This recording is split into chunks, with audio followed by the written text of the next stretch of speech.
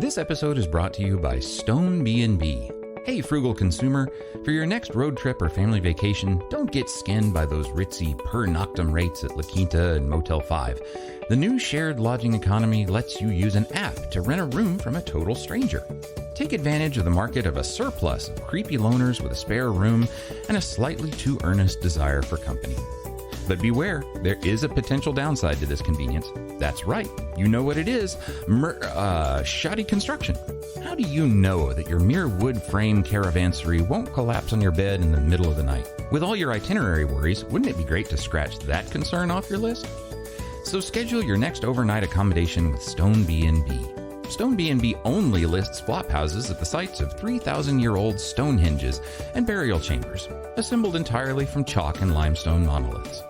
When you rent from Stone B&B, you can sleep soundly with the assurance that your room has already seen the extinction of a dozen empires and human cultures, and it'll outlive you. When you arrive, there's no time-wasting bother of picking up a key from a landlord. Just walk in, shoo away the foxes or bears or langur monkeys nesting there, and best of all, no more worry that some Norman Bates night manager is watching you through peepholes. There's no promise of privacy like yard-thick stone walls crowding around you from all sides. And thank you, Stone B&B, for sponsoring the Rereading Wolfe podcast. This episode is brought to you by the support of generous listeners just like you. You can learn how to be one of them at patreon.com/rereadingwolf. And thank you, listener patrons, for supporting the Rereading Wolfe podcast. Warning. The following discussion is deliberately riddled with spoilers and unhinged speculation on this nearly 40-year-old book, Gene Wolfe's The Book of the New Sun. You can't read a Gene Wolfe story. You can only reread a Gene Wolfe story. Welcome to Rereading Wolfe. We don't pretend that this is the first time you and we have read these books. We want to understand them in as much detail as possible, and that means considering the works as a whole. Hi, I'm James Wynn. And I'm Craig Brewer. Hi, Craig. Hello. Hello. Well, welcome back. Welcome back. Just a week ago, I guess, I was at South by Southwest. And you met some people. Yes, I did. I met Timothy Thomas and Scott Pigman in downtown Austin. We had a nice hangout. Me and Scott Pigman went to see the Vandaliers, which is always a good show. And then the next day, me and Ryan Manning met, and we did a reader interview. So that was a lot of fun. So it was a great week. I had hoped to do kind of a little WolfCon in South by Southwest, but you take what you can get, and that was pretty good. I had a great time. It was a really, really, really good week, all told. We were still thinking Austin would be a good site for a little mini WolfCon too, if not South by Southwest, at least if one of the other ones, ArmadilloCon or something like that. Yeah, I know we have a lot of readers actually in Austin, so it might be workable. ArmadilloCon, not this year, I guess. It's a little hard to get it together now, but soon. Yep. And if we are going to plan for something in the fall, we need to start planning now. So if you have a good candidate, because as we've said, we're not going to Chengdu for the next WorldCon, then please let us know. Yeah. Maybe, hey, I don't know. If we did something during Labor Day weekend, when we could all get around and watch the award ceremony for the Hugos, that might be fun. That's true. Yep, that would be something. And they are going to have a lot of the content streaming, a lot more than usual. I know they try to put a lot of it online, like a lot of the panels and things, but I think they're going to try and do even more this year. And cool. Even if they even lowered the membership for virtual just to it's like $2 or something. You still have to pay the $50 for the annual, membership thing. But then to get the virtual ticket, it's literally only $2. So yeah, usually it's like 15, 20 or something. So right. Definitely trying to encourage people to at least watch a lot of the WorldCon stuff. So we'll see. That's a good idea. That's a good idea. Okay. Yeah. If someone has some ideas, they should probably reach out to us in all the ways that you know how. Oh, other news, the pre-order for the new Wolfe collection went live. So Dead Man, Other Horror Stories, Subterranean Press. What can I say? I got mine. Yep, did mine. And also the Book of Fullerton Yes. illustrated book. Finished his Kickstarter, blew right through all of its Kickstarter goals. I got mine. I don't know about y'all. One thing I was going to ask, the Uncollected Stories collection doesn't list an editor. Really? It does not. And I was trying to figure out. Wait, for collections, they do that? Not necessarily, but when it's something like this, that sort of, But for who's going to select it in that case? who selects them? I know it could be, his family or whoever. I know his family is involved in as far as selecting the stories. Yeah. Usually, though, I think they'll mention it. And I had reached out to them, and a lot of people ask, hey, what are the stories going to be for that collection? And apparently we don't know, which makes me think, this is my theory. I don't have any insight in this, but my theory is that the more of y'all who pre-order, the more chance we're going to get of more stories, maybe even all of them. So, step up. Okay, so Wolfe at the Door, the Uncollected one, then there's the Horror Stories collection from Subterranean Press. There's a Book of Fullerton coming out. Fullerton. That's good the Kickstarter's finished. That's closed, so you'll have to wait till it comes out for real. Yep. Good Wolfe news for that one. Yeah, that's nice. Boy, a lot of Wolfe content suddenly coming out, which is really good news. So you ready to get started on this Yes. for the comments? Yes, all right. Indeed. Well, we have a correction. Hey, you was wrong. You was wrong. On Reddit, Christopher Taylor says, I'm afraid that as a matter of professional pride and pedantry, I couldn't let this pass. You misunderstood the classification of saber-toothed cats. I said that Smilodons were not true cats, that they were more closely related to like weasels, mongooses, and, hyenas. But Christopher says classic saber-toothed cats, including Smilodon, are indeed true cats, albeit perhaps not members of the crown group of living cats. Both are in the family Felidae. Living cats form the subfamily Felinae, whereas saber-toothed cats belong to the subfamily, I'm not going to even say it. It's long, Machiarodontia, which suggests that it has to do with probably means saber teeth or something, or very long teeth. Anyway, the Feliformia are a broader group of carnivorans and include cats and the animals you mentioned, rather than being a group that excludes cats. Where you may have been misled is that there are two fossil carnivoran families that were historically included within the Felidae family and would have superficially looked a lot like cats, but whose affinities are now considered more uncertain. Both these families included forms that have been thought of as saber-toothed cats, but as I said, Smilodon itself is not one of them. And Christopher says it's not really important to the main flow of the episode, especially when I remember that we're not even talking about actual Smilodons, but some imported alien analog. Well, maybe a resurrected species. Who knows? Anyway, I'm happily to stand corrected, and I'm glad that you did, because I look forward to the corrections probably as much as any comments that we get. Let's see what else. On Facebook, Austin Beeman says there's an established rationale for posting dead corpses of mammals to ward off others of their kind. He says this is interesting. He says if you have rats that are invading your garden, a non-pesticide method is to spread rat body parts around your garden, which is creepy. However, biologist Jeremy Sheets says that spreading carcasses out or putting an animal out to starve to death, like the eclectics were doing with the big cats, he equates this with sympathetic magic. He said that these are actually good ways to attract predators. However, he says that animal control techniques like that do sometimes work. He says that rodents will avoid food near dead rodents. This is a bit of a confirmation of Austin Beeman's comment. And he says some herbivores will avoid vegetation that's sprayed with blood, but it needs to be pretty fresh. Dead birds, and this is really good, dead birds splayed out upside down will deter vultures and corvids. They associate it with disease or bad food. And he says this is a technique used on airports. I didn't know that. Yeah, I did not know that either. Terrifying. I wonder what's on the roof of JFK. And Now you know. Now. Yeah. Pay attention next time you're taking off. Yep. So these were all pretty interesting, but I'm going to give the prize to Finnegan Matthews, who posted this reference from Gustave Flaubert's historical novel Salammbô in 1862 about the mercenary revolt that occurred after the First Punic War when Carthage couldn't pay its mercenaries after losing to the Romans. It was based mostly on the Greek historian Polybius's history written about 100 years after the fact. Anyway, Flaubert's novel, Chapter 2, we get the following.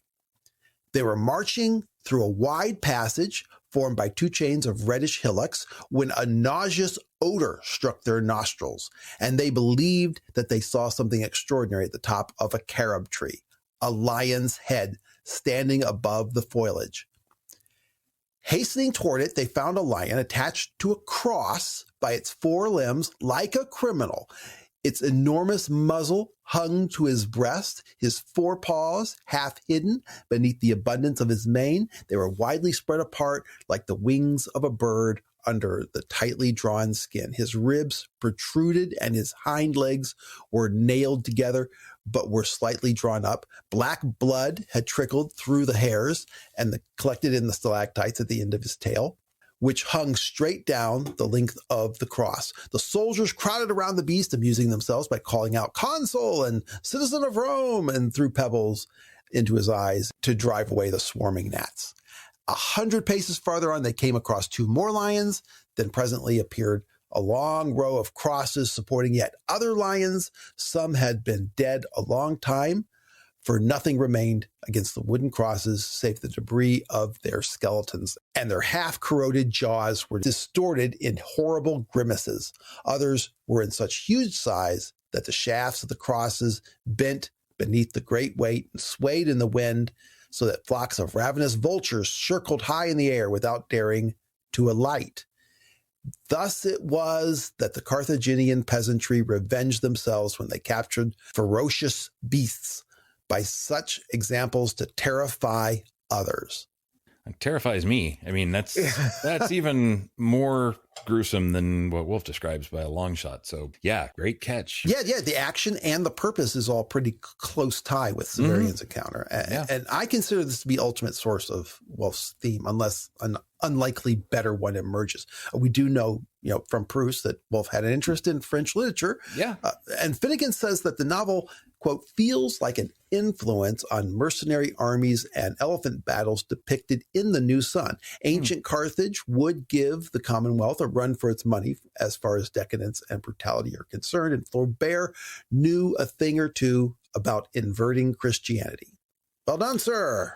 Yeah. Very cool. So I haven't heard much about Flaubert and Wolfe, and I don't remember if there are any other stories that people have specifically tied. I did a search. I didn't get anything on that. And it didn't come up in Manus's chapter guide. Yeah. So I think this is definitely worth following up. Yeah.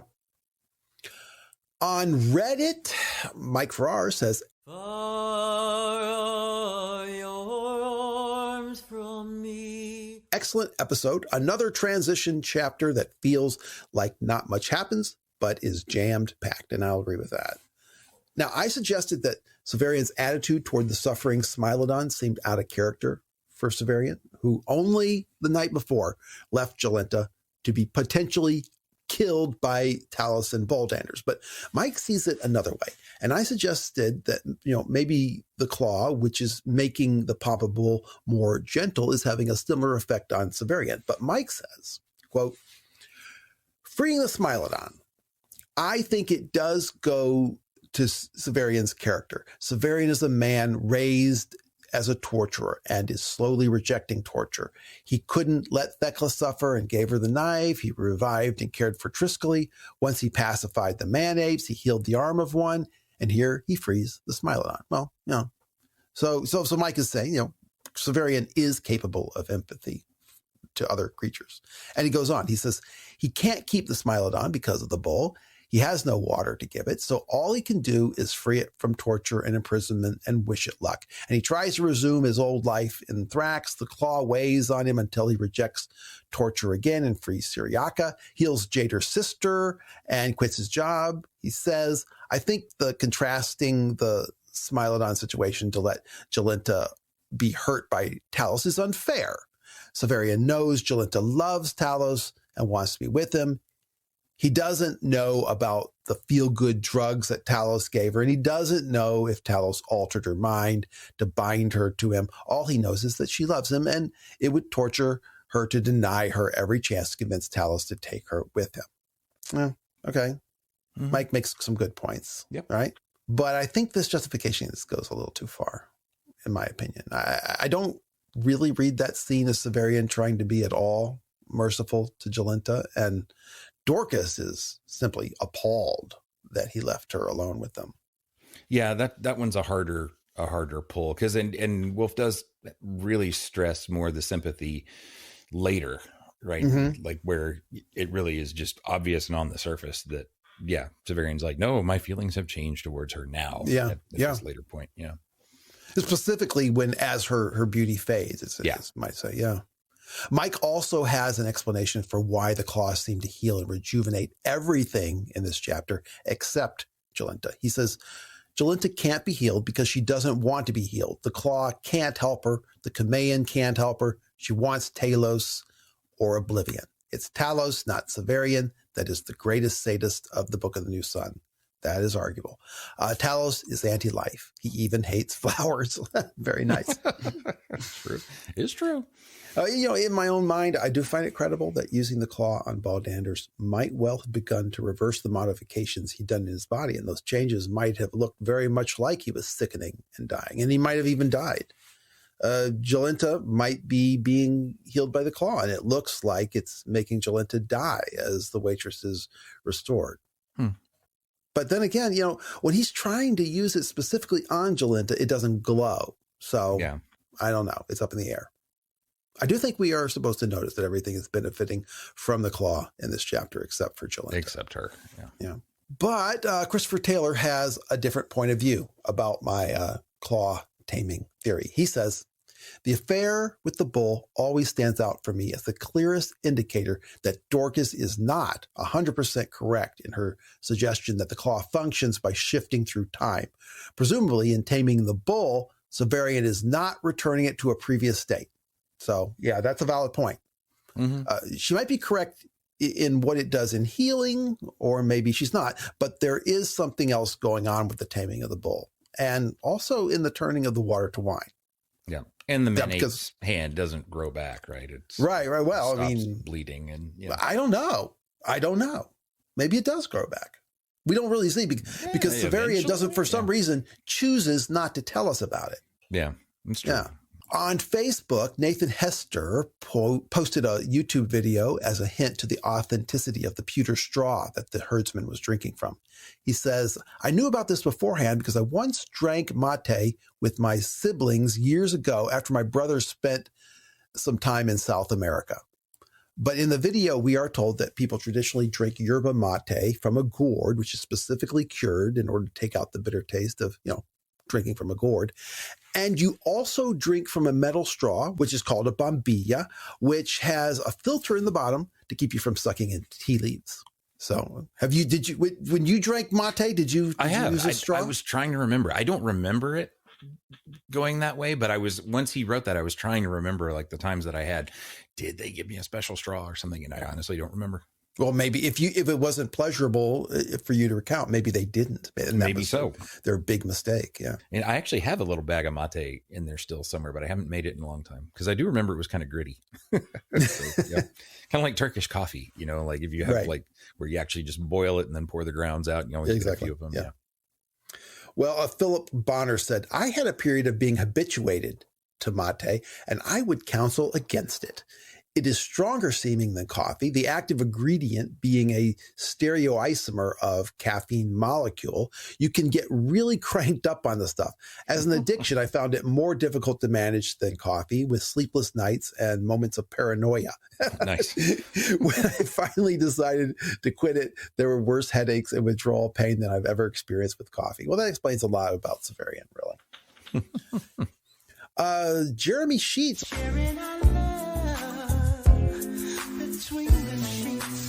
It's also pointed out that the ancient Sumerians drank beer from reed straws, and people have been using straws for almost 6,000 years, at least for that purpose. Totally as an aside, the earliest record of beer was in Iran about 4,500 BC, and the Sumerian patron goddess of brewing is Ninkasi, or Holy Ninkasi, I guess. She's usually listed alongside with the gods Nanima, the patron goddess of writing, and Nimata, the patron goddess of snake charming. Now, let me refund that 30 seconds of lost time to you all. And I will do that by stepping back in time a bit. On Facebook, Stephen Frug.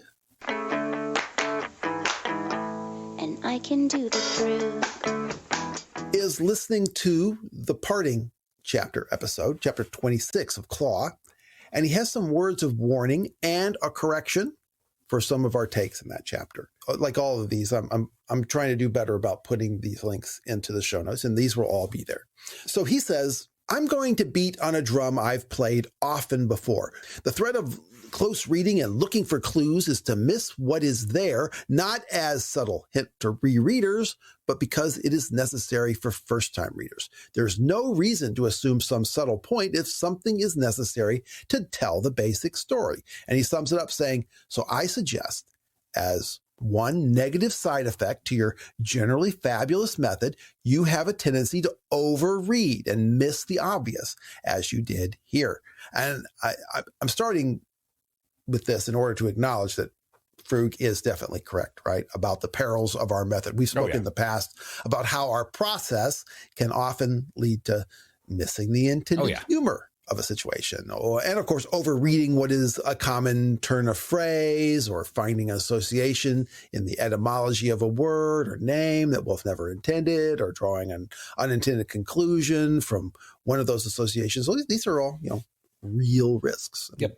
We're trying to make a map that avoids another peril that has often occurred on the Earth list of people developing theories that glossed over important or potentially important parts. But as I've said, a map is not reality. It can't be in order to be useful. So since we can't do both, I think, Craig, that we are both relieved that we do have listeners like Frug who insist on stepping back, drawing conclusions from macro analysis rather than micro analysis. Yep. And that said, we definitely are aware that we are erring in an opposite direction. We are, yes, that is the plan. Intentionally erring, and exactly. Well, that said, let's talk about his specific criticism directly.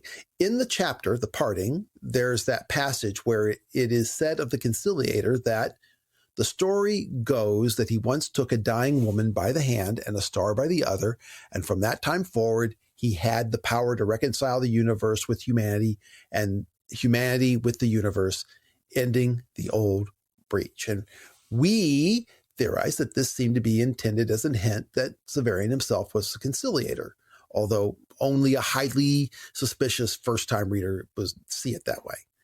And in the Rereading Wolfe subreddit post on the episode, Mantis, Michael Andre Durisi, opined that this might not be about Severian being the Conciliator at all. So go check that out. And Frug wants to expand on that argument. He says, the only connection, I think, is roses, which might be suggestive to a rereader.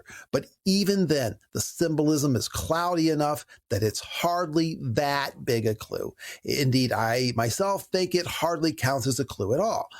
More importantly, though, this misses what the passage does on the most basic level. It makes it clear that the Conciliator is Jesus, or at any rate, a myth very much like Jesus. Frug points out that at this point, we've only had two references to the Conciliator. Agia talks about him, and Severian mentions him at Morwenna's execution.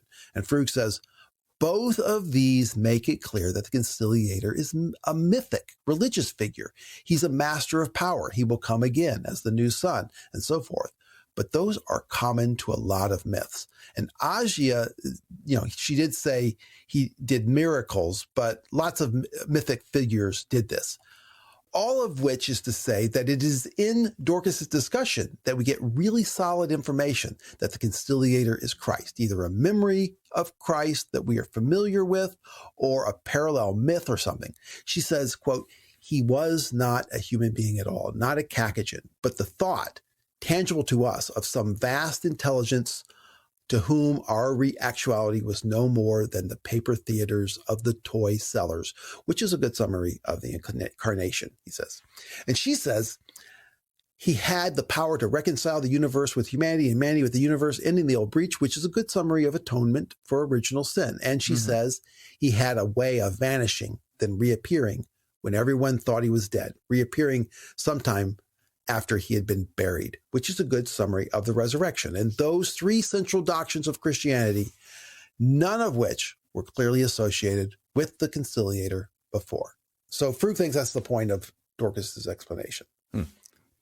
He says, maybe on reading, we're supposed to go, aha, the rose symbolism, but that's a bonus, not the main intent of the passage. I think it's straightforward indication that the Conciliator is Jesus.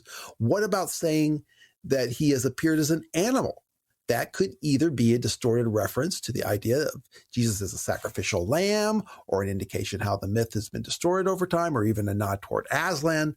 And the roses are, I think, straightforwardly to associate him with Holy Catherine and not for any other purposes. And then, there was a lot of interesting and fruitful discussion in the comments. Cecilia Michael Lopez suggested that the reference to the Conciliator appearing as an animal could be a distortion of Lamb of God or the Lion of Judah, the Holy Spirit appearing in the form of a dove. And pelicans, interestingly, are Christian symbol going back to the 2nd century. But before that, in Egypt, they were associated with resurrection and a ward against snakes.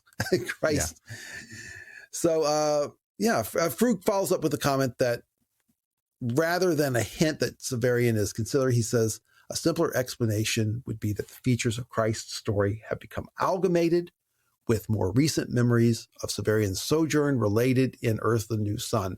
Such amalgamation would be consistent with a process we have other examples of in Book of the New Sun, like the tale of the student and his son. Yeah.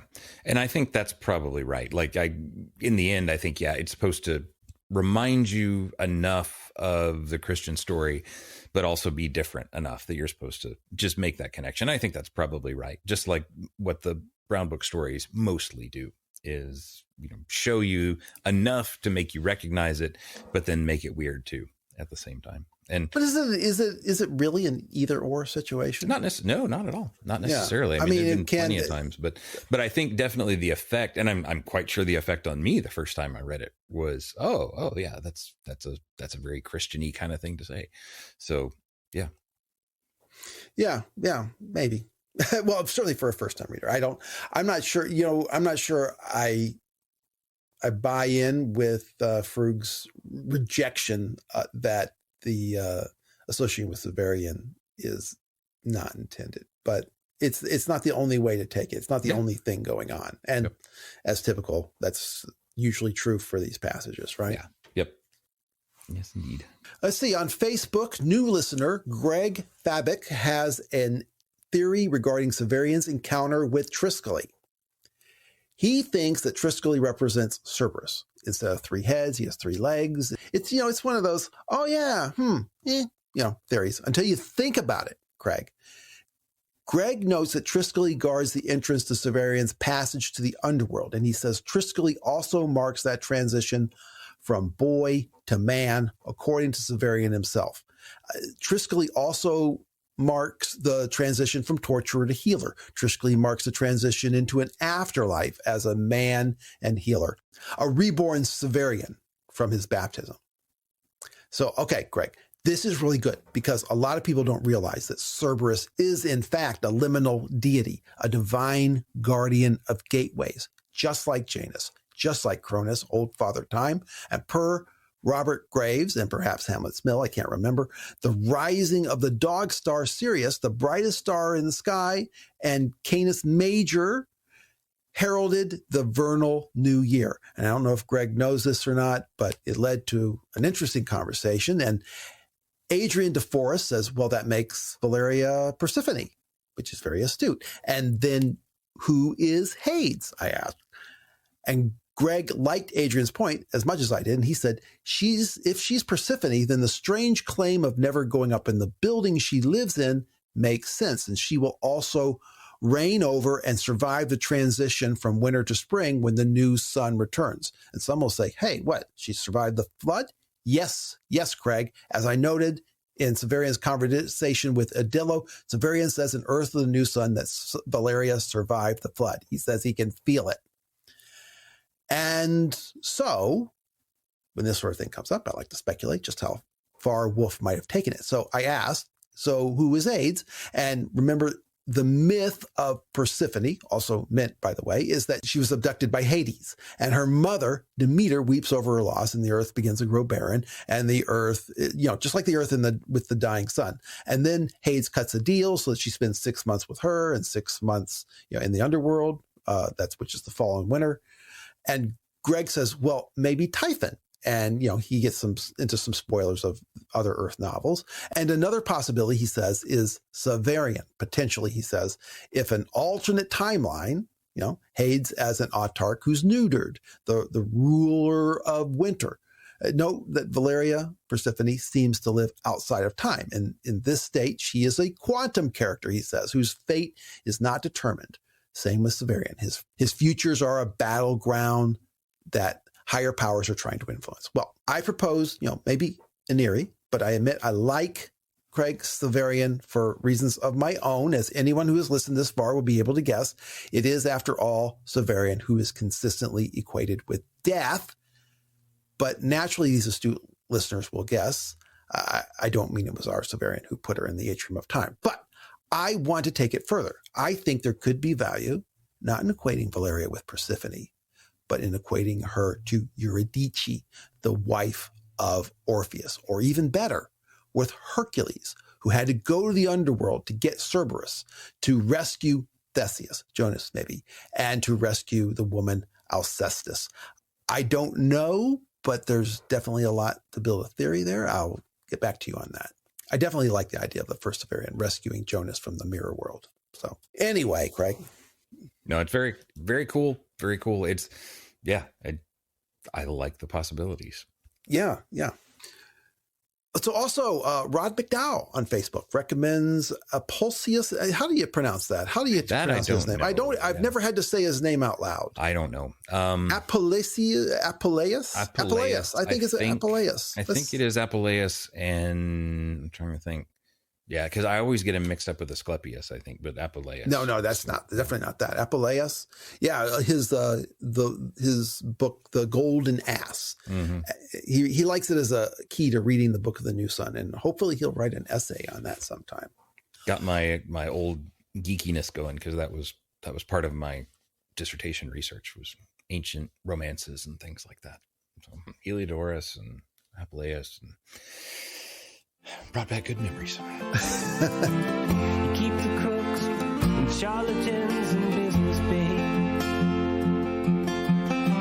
They do appreciate your patronage. So I want to give a very special thank you this time to all the people who signed up for Patreon. This is the longest break we've had between episodes, and we apologize for that. Life just got busy. But we also probably have one of the biggest groups of new listeners on the Patreon site. So that's kind of humbling. Thank you very much, and we promise to do better. So we have our new journeyman. So thank you to Alex Feinberg, Tim Pickrell, Diana Brewster, Platini Opera, William Ansley, and Nick, just Nick. Then a very special thank you to our new master patrons, Mike Kalman, Cowman, milk your cow. Dave Weldon, Well done. Corcut Galley, Scores up, and they just keep the talk up. Carl Halbjornsson, Paul Potts, and and Victor Del Rio. In Del Rio, a town that's as cruel as can be. As always, we incredibly appreciate all the help from Patreon, and like I said, we're particularly humbled this time because we got so much love, even when we were having busy lives outside of the podcast. So thank you guys so much. Thank you to everyone for sticking with us, and we promise to get back on a more regular schedule shortly. Otherwise, please feel free to check out the Patreon site, patreon.com/rereadingwolf, and check out all the extra episodes, the extra bonus that we're adding there to the end of every regular episode where we talk about an uncollected wolf story, and other treats scattered around. So Severian and Dorcas and Jolenta are going to head out, and they're trying to, as I recall, they're trying to get to Talos and Baldanders, but on the way they pass through an old stone town Where they have to meet somebody again. Yeah, so many coincidences in this book.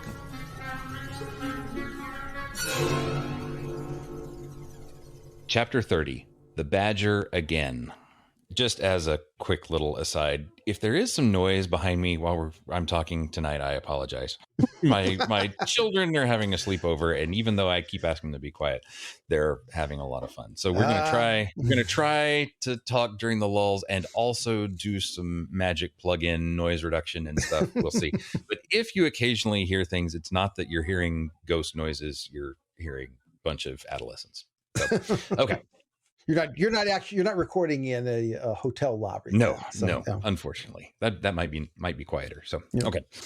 So the last chapter ended in the morning with Severian and Dorcas setting out from the herdsman's hut on a pair of destriers.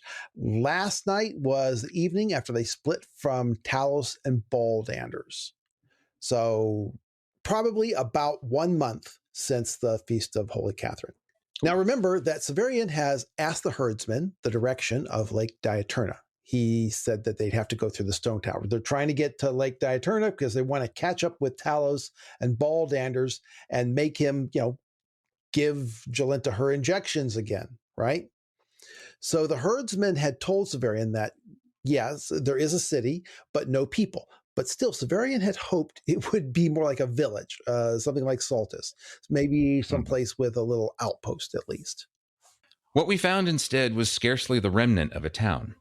Coarse grass grew beneath the enduring stones that had been its pavements, so that from a distance it seemed hardly different from the surrounding pampa. Fallen columns lay among its grass like the trunks of trees in a forest devastated by some frenzied storm. A few others still stood, broken and achingly white beneath the sun. Lizards with bright black eyes and serrated backs lay frozen in the light. The buildings were mere hillocks from which more grass sprouted in soil caught from the wind. So they just keep following the road northwest, right? Yep, it keeps going. For the first time, I became conscious of the mountains ahead. Framed in a ruined arch, they were no more than a faint line of blue on the horizon. Yet they were a presence, as the mad clients on the third level of our oubliette were a presence, though they were never taken up a single step, or even out of their cells. Lake Diaturna lay somewhere in those mountains. So did Thrax. The Pellarines, so far as I'd been able to discover, wandered somewhere among their peaks and chasms, nursing the wounded of the endless war against the Ashians. That too lay in the mountains. There hundreds of thousands perished for the sake of a pass. But now we had come to a town where no voice sounded but the ravens. Although we had carried water in skin bags from the herdsman's house, it was nearly gone. So Severian is basically just kind of mapping out all of the continent at this point, right? Yep. Yeah.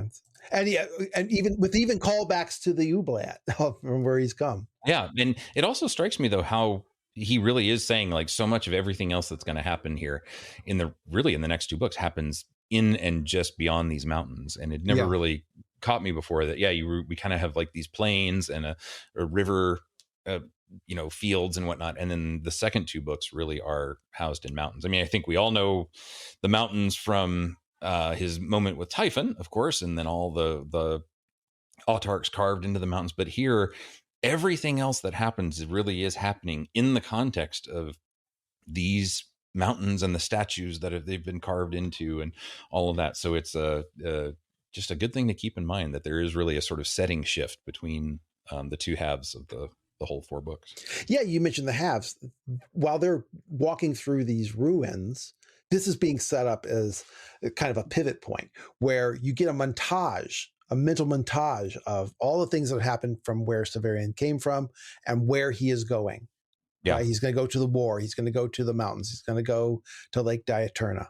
Yeah. And there's something, I don't know, ominous or just sort of pressing about that line where he says something about how it's hundreds of thousands had perished for the sake of a pass. Like it's just Right. that's what he's looking for. That's what he's going to do is find that pass through these things to something else, and how tragic that can be. So anyway, it's kind of a cool passage. I like it. But they are moving forward, and Jolenta is getting worse, not better. Severian and Dorcas are sure that if they don't find a real place to stay by nightfall, Jolenta will die. But then, as the sun sets, or as Severian puts it, just as Earth began to roll across the sun, they come to a broken sacrificial table whose basin still caught the rain. The term is interesting. Severian knows what he means by a sacrificial table. Its purpose and meaning is apparently part of the Commonwealth, but we can only guess. It includes a basin, a sink. So I suppose, it's a stone table where people sacrifice animals. But I can't help but think of the sacrificial rock from The Lion, the Witch, and the Wardrobe. Yeah, I think that's probably going to hit a bunch of people's minds right there. Like this is the point of turning, right? And it works because that's sort of the climax of Lion, Witch, and the Wardrobe, right? And Wolfe knows this stuff. He knows who's going to be reading his books. Like I feel like there has to be something a little bit intentional there. It's just that this moment is not the climax, right? This is a change. We're right in the middle of everything. And Severian's going to have some experience in just a little bit that is shocking and sort of opens his eyes to maybe a little bit more of what he's involved in, but he's not sure. But there is something about that moment of there's like revelation is just around the corner. Like that's what it feels like with the Lion, Witch, and Wardrobe call out. Yeah. That's one thing. The other thing, though, is something about that basin is weird, right? And that's, you point out, he says sacrificial altar, but or sacrificial table. But yeah, we don't really know what that is. Because then to say, and it's basin at the bottom, like I keep expecting to find, something that says, oh yeah, the Aztec sacrificial tables always had a place to collect the blood underneath them or something, which maybe, but I feel like this is much more another moment where Wolfe is, using words that make us think one thing and then adding some detail that shows like, oh, well, that's totally something else. It might be something else. Yeah. Yep. But in this case, the basin is filled with stagnant, stinking rainwater. But it's the only water there is. So they give some to Jolenta, and then she immediately vomits it up. Yeah. Now the idea of putting Jolenta herself maybe on the sacrificial table is Jolenta in this chapter structurally, is she somehow a sacrifice? Yeah. And I don't know. I don't know. But to make her drink it, though, is to sort of connect her with it. Right. And then the fact that she vomits it up, she's rejecting something about that.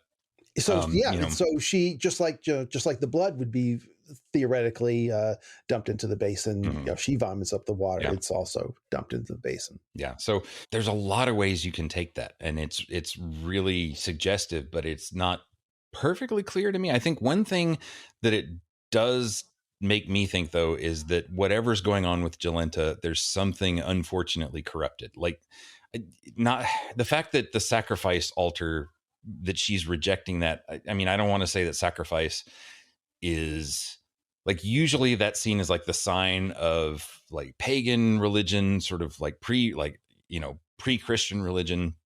And then you get Christianity, which the sacrifice is not the same kind of thing. It's like not killing an animal anymore. It's, now God sacrificing himself for others or something.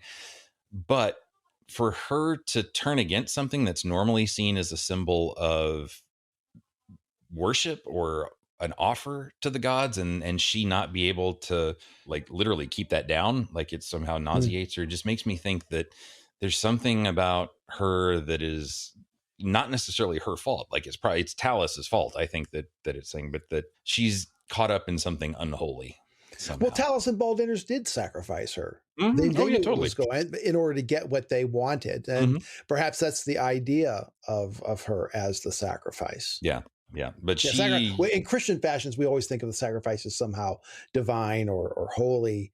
But there's also another way of looking at a sacrifice, one that is faith without faith, yeah. and purely a matter of greed. Yep. And that's what she's going through. Anyway, like I said, I have no idea what to actually nail that down to, but I just think it's such a cool moment with all these suggestive little things. Yeah, I agree. The moon rises, quote, Earth's turning revealed the moon. It's past full and now beginning to wane. And from this, Craig, I would guess that the Feast of Holy Catherine likely occurs near the end of the new moon when you can't see it. And if that's right, then my outer limit of days since the elevation ceremony is the correct one. 29 days. Very cool. Do Yeah. you think Wolfe kept a calendar of the moon? I think the fact that he brings up the moon at this point, and that it seems to he must have been keeping track of how many days had passed and how many days he wanted to pass, I assume. So I think there is a hidden little clock in this story. Yeah, cool. Dorcas sees the light in a building away off to the left, to the east. At first, Severian thinks it's a meteor, and Dorcas has to convince him that it isn't. Someone is trying to strike a spark and start a fire. Severian's like, oh, come on. But then he can see, the dull red glow and then a flame. It's not too far, Severian says, but with the dark and the crumbling stone ruins, it took longer to get to the fire. There's 3 figures crouched around it. And Severian calls out, "We need your help! This woman is dying!" Is there anything for Macbeth in this story at this point? Possible? Yeah, I don't know. I don't know either, but I don't know. So the 3 of them, I mean, obviously there's a lot of old witches even in Greek mythology stories, right? There's Perseus. So... and they are usually seen, right, as sort of the 3 sisters of fate in some way or another. And that's certainly what I think he's looking at here. I mean, that's what they are in Macbeth. And here they are somehow going to show him his future, even though it's the past, right? There's that weird thing. Which is also his future, yeah. Yeah, so... yeah, I think there's definitely something about that. So the 3 of them look up.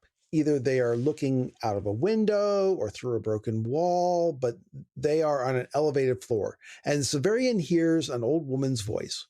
"Who speaks? I hear a man's voice, but I see no man. Who are you?"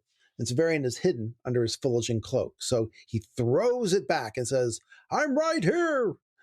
So the old woman, who is the Cumaean that we've heard of since the boat ride on the Lake of Birds in the Botanic Garden, but this is the first time we've seen her. And Hildegrin is with them as well. And they also meet in the company of another woman, a woman with whom Severian has had a past before he met Dorcas, which is Jolenta. Yeah. So, yeah, I can see a lot of parallels here between the last time they met Hildegrin and this. And the comedian says, "Who's dying? Not little pale hair, big red gold. We've wine here and a fire, but no other physic. Go around. That's where the stair is." So he says, "I led our animals around the corner of the building as she had indicated. The stone walls cut off the low moon and left us in blind darkness, but I stumbled on rough steps that must have been made by piling stones from fallen structures against the side of the building. After hobbling the 2 destriers, I carried Jolenta up, Dorcas going before us to feel the way and warn me of danger." Okay. You said stumbled. I know it says stambled, and mine does too. And I was going to go out and grab my I literally went off and got my Timescape hardcover of the Claw of the Conciliator, and it's stambled. Yeah. Okay. And of all the words in this book, stambled is definitely the one that is certainly completely made up by Wolfe. Uh, and yet I think I can completely understand what it means. It's a combination of stumbled and stamped. It's the way you walk in the dark with a lot of clutter, big boulders and your feet. And so you have to pick up your feet and bring them down solidly, but you're always at a risk of tripping, right? Stambled. Yep. From a distance, Severian thought the roof was flat, but it turned out it wasn't completely flat. It's angled and uneven. So he has to be really careful walking on it anyway. And it's shingled with clay tiles that come loose and smash on the ground. And next, there's a lot of destruction going on. As you walk the whole place is falling apart even as they walk through it, right? Yeah. How did this place survive so long? So next we get a story that doesn't make sense the first time reader, but it is appropriate to hear now. When I was an apprentice and too young to be entrusted with any but the most elementary tasks, I was given a letter to take to the witch's tower across the old court from our own. I learned much later that there was a good reason for selecting only boys well below the age of puberty to carry the messages our proximity to the witches required. So does Severian ever explain what is so sexually insidious about the witches? Whatever screwed up Gerlos and still works up Severian? Yeah, and it also, it's weird. Like there must be something beyond just the idea that they actually like sex, right? Because I mean, he sends him off to the House of Jure, and he talks about it. And so he says, I wouldn't turn just anyone over to the witches, though. Yeah, but it definitely seems like there's some suggestion that it's not just a sort of moral impurity. Like there's something apparently dangerous about. Yeah, maybe it's a type of cosmic impurity. Yeah, right? but it's never clarified. So far as I know, it's never. So Severian says, now, when I know the horror of our own tower inspired not only in the people of the quarter, but to an equal or greater degree in the other residents of the citadel itself, I find a flavor of quaint naivete in the recollection of my own fear. Yet to the small and unattractive boy I was, it was very real. I don't think it's ever been made clear before that the citadel is just a portion of the larger quarter, right? Even though it's obvious, it's inherently true from a lot of little hints. Yeah, I had heard terrible stories from the older apprentices. Stories he will not share. Right. And I had seen that boys unquestionably braver than I were afraid. In that most gaunt of all the citadel's myriad towers, strangely colored lights burned by night. The screams we heard through the ports of our dormitory came not from some underground examination room like our own, but from the highest levels. And we knew that it was the witches themselves who screamed thus, and not their clients, for in the sense we used that word, they had none. Nor were those screams the howlings of lunacy and the shrieks of agony as ours were. I had been made to wash my hands so they would not soil the envelope, and I was very conscious of their dampness and their redness as I picked my way among the puddles of freezing water that dotted the courtyard. My mind conjured up a witch who should be immensely dignified and humiliating, who would not shrink from punishing me in some particularly repulsive way for daring to carry a letter to her in red hands, and would send me back with a scornful report to Master Malrubius as well. I must have been very small indeed.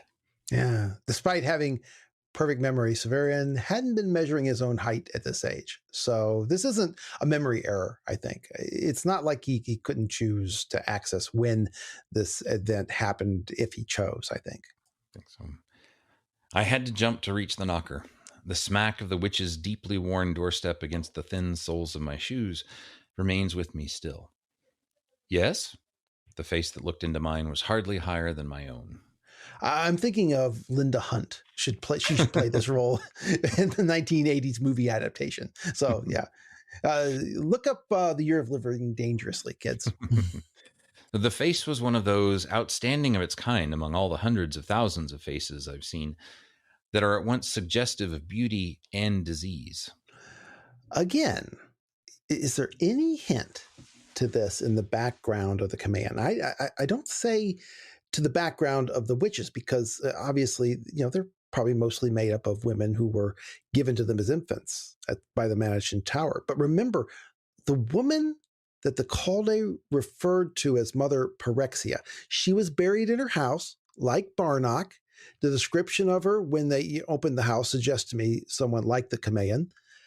Pyrexia means fever, which suggests disease. A face of beauty suggests to me, well, the Hierodules and the Hierogrammates, and the giant statues at the House Absolute. Yeah. And the Kameian is a time manipulator, like the Hierodules, like the Megatherians and the Undines. Could the leaders of the witches be some kind of lower caste among the races of the walkers and the quarters of time? Interesting. Possible. Yeah. I mean, it is. Yeah. The disease, like what would disease mean in different contexts? And interesting. Okay. So he says, the witch to whom it belonged seemed old to me and must actually have been about 20 or a little less. But she was not tall, and she carried herself in the bent back posture of extreme age. Her face was so lovely and so bloodless that it might have been a mask carved in ivory by some master sculptor. Yeah, and it is a mask. And this is another link to me between the witches and Agilus and Agia. I've argued repeatedly that Agilus appearing to look like Agia because he's wearing a mask. And I will say this, my growing suspicion, based on my new opinions of their origin story, derived from the play, that they're both wearing masks. And if Agia is wearing a mask to hide his corpse face, then maybe Agia is as well. They look like twins because they're wearing the same masks. That's what I say. That's my opinion, and my opinion is mine. But it would also, so it would be a white mask that this witch was wearing and one that looked diseased. So interesting. Yeah. Well, bloodless, but also quite pretty. I bet there are many masks. So mutely I held up my letter. Come with me, she said. Those were the words I had feared, and now that they had actually been given voice, they seemed as inevitable as the procession of the seasons. I entered a tower very different from our own. Ours was oppressively solid, with plates of metal so closely fitted that they had ages ago diffused into one another to become one mass, and the lower floors of our tower were warm and dripping. Yeah, that does happen with plates of metal over a long period of time. So yeah, this is very old, and metal is a solid, but it's also to some extent over time acts like any liquid, right? Yep. And the Witch's Tower, as I think it is obvious in Earth and New Sun, is not like the Mansion. It's not, I think, an ancient spaceship. No, and he talks about it somewhere else too. Was it in the first part of Shadow where he mentioned something about it being more like an actual building? I think so. Yeah, I'll have to look that up. Yeah. So he says, nothing seemed solid in the Witch's Tower, and few things were. Much later, Master Palamon explained to me that it was far older than most other parts of the Citadel, and had been built when the design of towers was still little more than the imitation of inanimate materials of human physiology, so that skeletons of steel were used to support a fabric of flimsier substances. Yeah. See there, it seems that most new buildings in Severian's time are extruded, like from a 3D printer or something. And our style of building with a frame is just completely passe. Why would anyone do it that way when you can just get your 3D extruder to build your buildings? Yeah, it's also just a cool moment of that sort of weird sort of historical rationalization that he goes through. He's like, oh yeah, the old ones were sort of primitive because they were copying human bodies, right? With skeletons and like it's not, there's not the normal. Well, of course. And also that is a kind of a new thing in our time, right? In the ancient times, they just put up brick walls that were heavy enough to support all the weight that they needed. Yeah. So, but just kind of a funny thing that it's like, he just made that up. But it sounds intelligent. It sounds learned. Yeah. It's just one of those just so stories that you keep hearing in this. Yeah. These kind of buildings that we have, they're just a weird relic that Severian feels the need to explain it to his readers. But of course, he does not need to explain what the modern method of architecture is, even though that might be interesting to us, that he does need to. Yeah. But he skips over it. So with the passing of the centuries, that skeleton had largely corroded away until at last the structure it had once stiffened was held up only by the piecemeal repairs of past generations. Oversized rooms were separated by walls not much thicker than draperies. No floor was level and no stair straight. Each banister and railing I touched seemed ready to come off in my hand. Gnostic designs in white, green, and purple had been chalked on the walls, but there was little furniture, and the air seemed colder than that outside. I think that the term Gnostic here is just being used as an equivalent to alchemy. Yeah, strange. Right? Yeah, just like things he can't. Or can't read. Yeah, exotic, esoteric. Right. And the reference to no floor being level and no stair being straight is interesting in that it appears incredibly unstable, as if it relied on a stability that didn't come from the structure itself. But it's actually, I guess, because it's all of the metal parts have just melded into each other. And of course, it is being held up by other little thin walls that they use just to hold it in place. Yeah. Also, it does seem like just loose wood, right? Like if things are ready to come off, it's just because it's not nailed in well anymore. And, if he hasn't really seen that kind of building in a long time, then I can totally get how, an old loose banister could feel exactly like he described. But it also suggests a complete disinterestedness among the Witchers for architectural maintenance. Yep. As if any physical structure is equally inconvenient. Yeah. And no furniture. And then just like random drawings on the walls. Yeah. There's a sense of just sort of, it follows something alien, some kind of. Yeah. It has this chaotic feeling that we expect among witches of legend. And also I think the colors that he chooses, white, green, and purple, like I'm so used to green and blue in some ways, or sort of common pairings like red and white or red and black or things, but white, green, and purple is not, apart from, I think nowadays actual Halloween stuff, that's where you might see green and purple together, but otherwise you don't really, it's not a color combination I don't necessarily think is pretty common. So except for football teams or something. Yeah. So, but I think all of that, and there's probably somebody out there who's mad that we're just passing over the word Gnostic so quickly. But otherwise, I just do. It's just they're Gnostic symbols. I don't know what they look like. Yeah, and just to just say they'd been chalked, but then to pass over that and be like, but there was a little furniture, but there's nothing else. It's a weird place to put it, and so it feels more like it's a word that's in that context suggests things that, the point is not to explain them. Right. Def. And this chaotic architecture that they live in always reminds me a bit of Merryn in The Sword and the Stone, Disney's The Sword and the Stone. No matter what he lives in, it seems like it's about to fall apart. Yeah. So after climbing several stairs and a ladder lashed together from the unpeeled saplings of some fragrant tree, I was ushered into the presence of an old woman who sat in the only chair I had yet seen, staring through a glass tabletop at what appeared to be an artificial landscape inhabited by hairless, crippled animals. Is this a viewing screen or a crystal ball?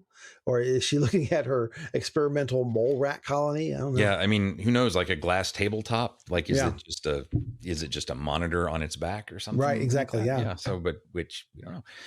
I gave her my letter and was led away. But for a moment, she had glanced at me, and her face, like the face of the young old woman who had brought me to her, has of course remained graven in my mind. So, Severian explains that the reason he's telling this old story now is that the woman who were around this fire were the same women, Greg. Yep. Both the old woman here and the young woman. And he's already noted the analogy of a mask. So I think it's reasonable to say that, witchers wear masks, and a mask that is as mobile as if it were a human face, but it's still in fact a mask. Yeah. And I think that's even if Agilus, like he even says when he sees that Agilus is wearing a mask, it takes him kind of a minute to realize it. So I think when he's talking about masks, he's not talking about immovable masks. Right. These are some kind of technological masks or something. Yeah, exactly. So if it is a mask, and I'll say one other possibility, of course, we have to mention is that it really is the same women who haven't aged. And so there's more timey-wiminess going on. Maybe it could be, they could all be this, as he suggests, they could all be the same women, but that would suggest, what are they doing with all those women that the mansion is, all those baby girls that the mansion's handing over to him? Yep. And again, I'm not really sure. And I got to say, since we're in the one chapter where we get the most information about the witches, I feel, especially after the little piece he just gives, I feel like he intentionally wants the witches to remain vague. Mhm. And I feel like we're told a lot about the Cumaean, but she may not be representative of all of the witches. I'm just not sure. Like the That's way true, that he yeah. writes this is somehow, to me, intending for the witches to stay weird and mysterious, Yeah. and not necessarily to give us clues to figure out what they are. And that's again, gut feeling about this stuff, but just the way he talks about the details. And, frankly, that kind of clicked with that word Gnostic for me when I was like, oh, I think maybe the witches, just, it really is something that's supposed to be suggestive of a lot of things, but it may not be a puzzle that's intended to be. Yeah. It's figuring out their motives and anything. It may not be something that can be worked out. Cumaean, I think, is something else, but we'll get to that. Like, I don't think that she is identical with the witches, even if she is that's with them or part of them. Do you think this? See, now we've encountered the Cumaean here, but supposedly the autarch has to go to the Garden of Endless Sleep. Yep, that's meet with her, and Hildegard says that he does that so he doesn't have to go to the other side of the planet. Well, this is hardly on the other side of the planet. This is not all that far from the.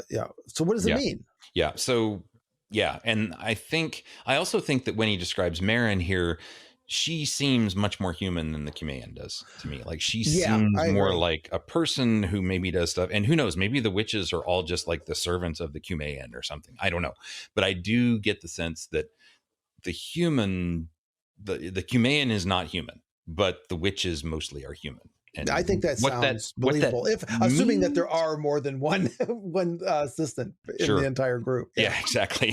So, but assuming that they really do send all the little girls over there, and that that the witches really are a whole group, and they even the thing where Gerlo says, like, have you ever dallied with the witches or whatever? There's this suggestion that there are a whole lot of them, and we just never quite told what all they do. Right. But, exactly. Yeah. So anyway, but we'll get to all that, because I think that a lot of people who talk about the witches and or the Cumaean just kind of assume that they either are the same thing or aren't the same thing. But I think it's something we got to figure out. Yeah. And again, this event in the next 2 chapters is going to, in Severian's mind, connect the witches to necromancy. Yep. And that they practice necromancy. And it's worthwhile, I think, to question how far that connection goes. Who knows? Who knows what becomes of the infant girls that the magician gives to the witches? It's like you said, the whole thing is weird and vague, and I think that's the way Wolfe wanted it. But Severian supposes something that I don't think is true. But he speculates, as autarch, remember, he's writing as autarch, which suggests that the witches are as much a mystery to the entire line of autarchs as they were to young Severian, the torturer's apprentice, and as they are to us. But anyway, he goes on to suppose perhaps there are but 2 witches in the world who are born into it again and again.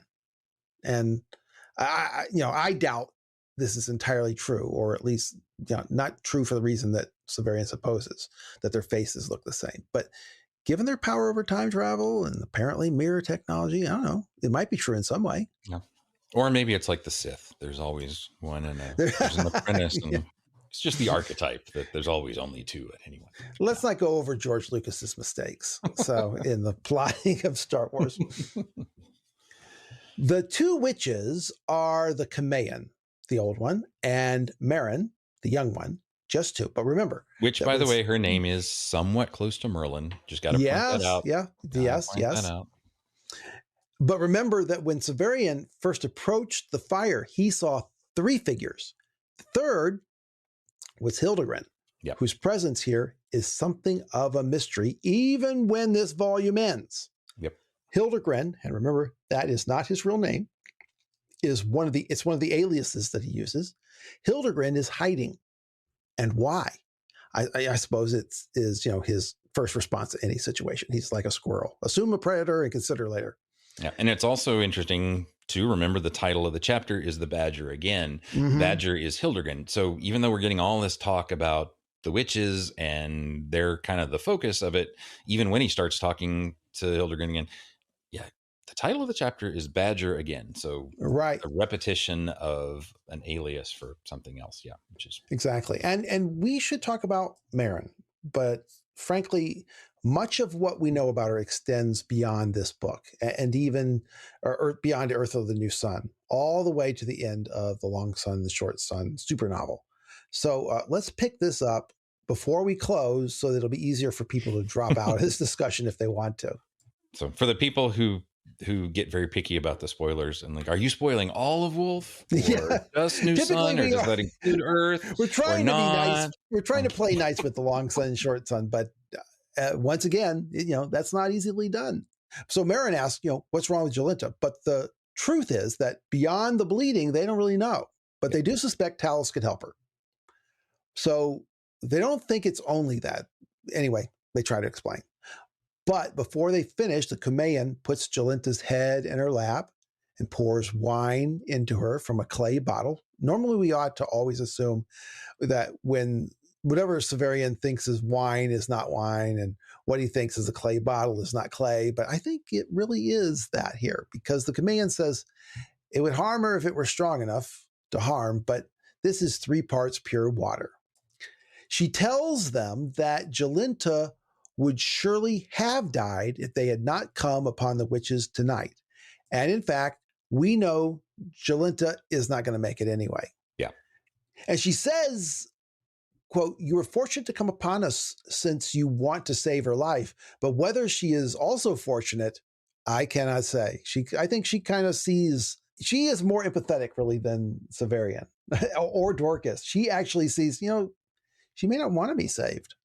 Because she knows that it means going back to what she was before or less. Yeah. Right. Yeah. So there's definitely intended to be a little bit of some kind of super insight offered to Merryn and the witches here. So. Like she's seen this kind of thing before. Yeah. And so Severian asks who the third person he saw and where they'd gone, and the witches chose to lie.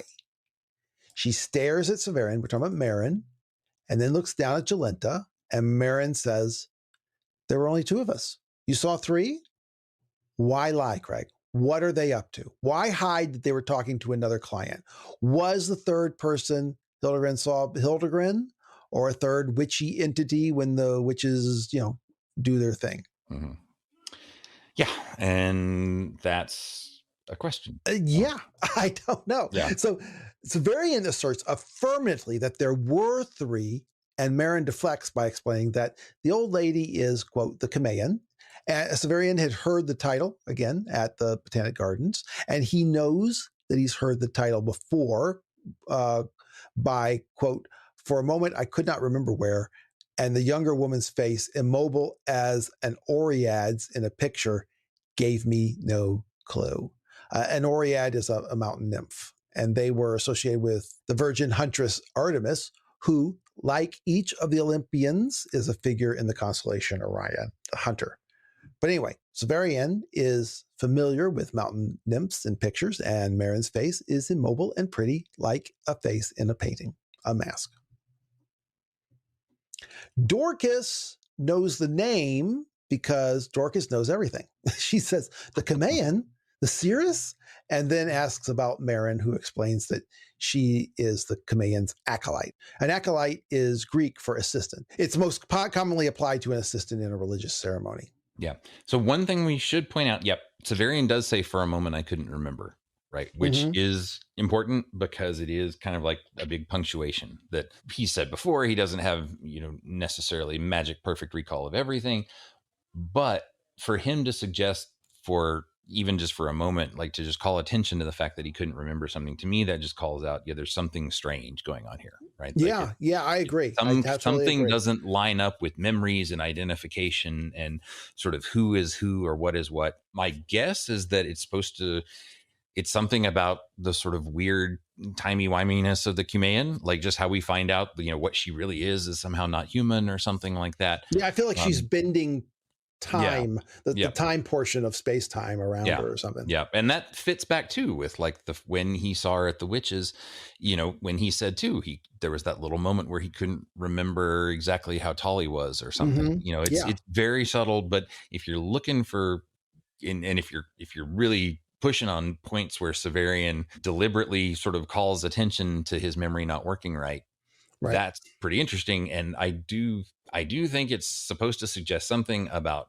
it's like, even if she just makes timelines shaky or something for a minute, I don't know, but I think it's very credible. Obviously, I think it's because I think that has a lot to do with a lot of Severian's failures of memory. So if it falls in line with my own theories, so I will allow it. But Merryn continues to argue that there were only 2 of them around the fire. So she says, it is significant, possibly, that you who are 3 saw 3 of us at the fire, while we who are 2 at first saw but 2 of you. She looked to the Cumaean as if for confirmation, and then, as if she had received it, back to us, though I saw no glance pass between them. Since Merryn has drawn a connection between the 3 seeing 2 on either side, let's consider the possible parallels. Dorcas, when traveling with Baldanders, Talos, and Jolenta, felt as if she were actually alone, as if the 3 of them were not really there as persons at all. And we considered how this might be because those 3, Baldanders, Talos, Jolenta, were all contrivances, artifacts of humanity, rather than fully human or human at all. Now, when they approach, there's something of that as well. The witches see only Severian and Dorcas, as if Jolenta is not there at all. And Merryn suggests there's a parody in that they saw 3 people when actually, she continues to insist, there were only 2 witches. I don't know where we're going to end up here, but Craig, do you remember our discussion postulating the unlikely possibility that Hildegrin could be a robot, something like Jonas, maybe? Yep. Yeah. So Severian continues to insist that despite what Merryn says, he saw a 3rd person, a larger person. That is, of course, definitely Hildegrin. And Merryn says, well... And she says, this is a strange evening, and there are those who ride the night air who sometimes choose to borrow a human seeming. The question is why such a power would wish to show itself to you.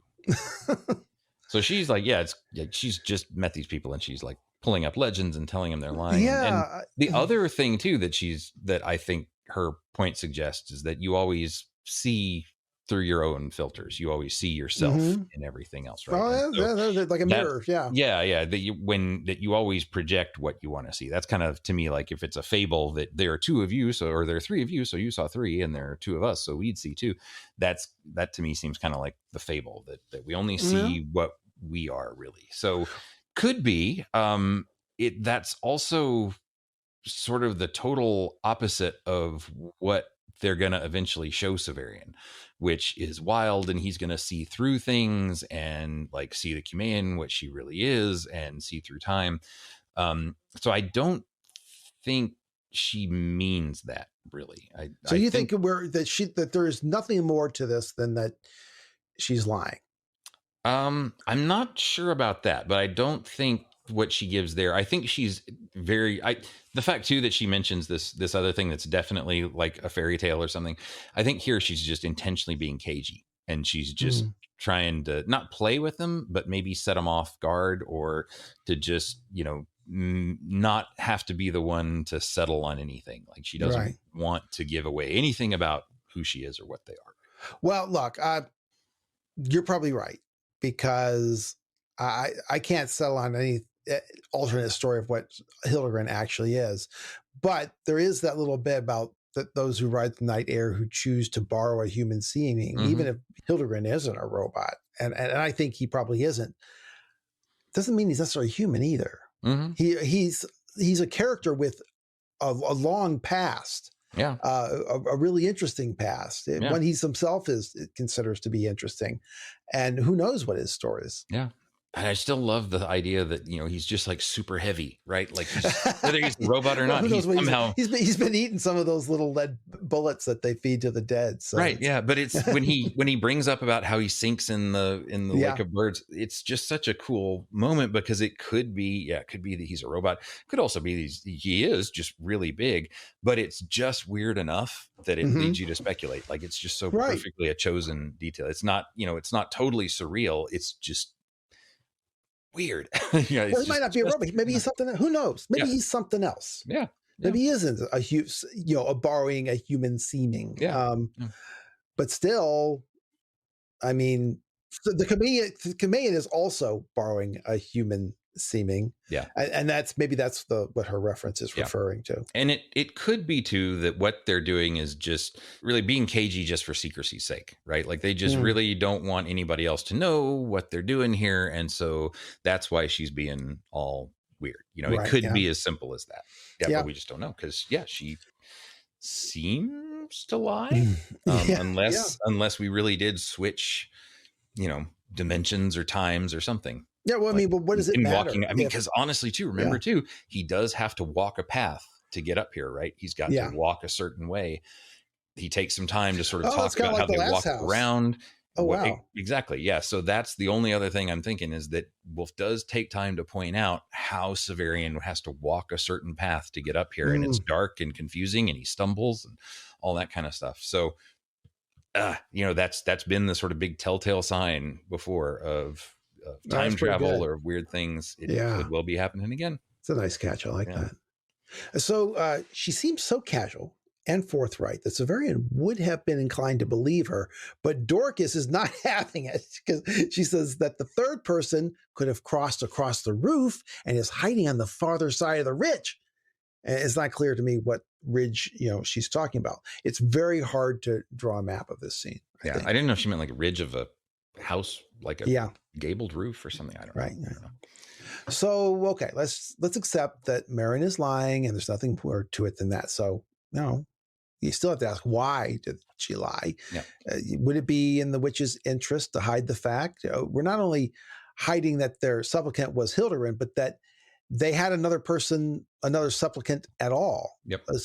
Certainly the fact that she lies about it so incessantly, to me, it just feels like she means something by it.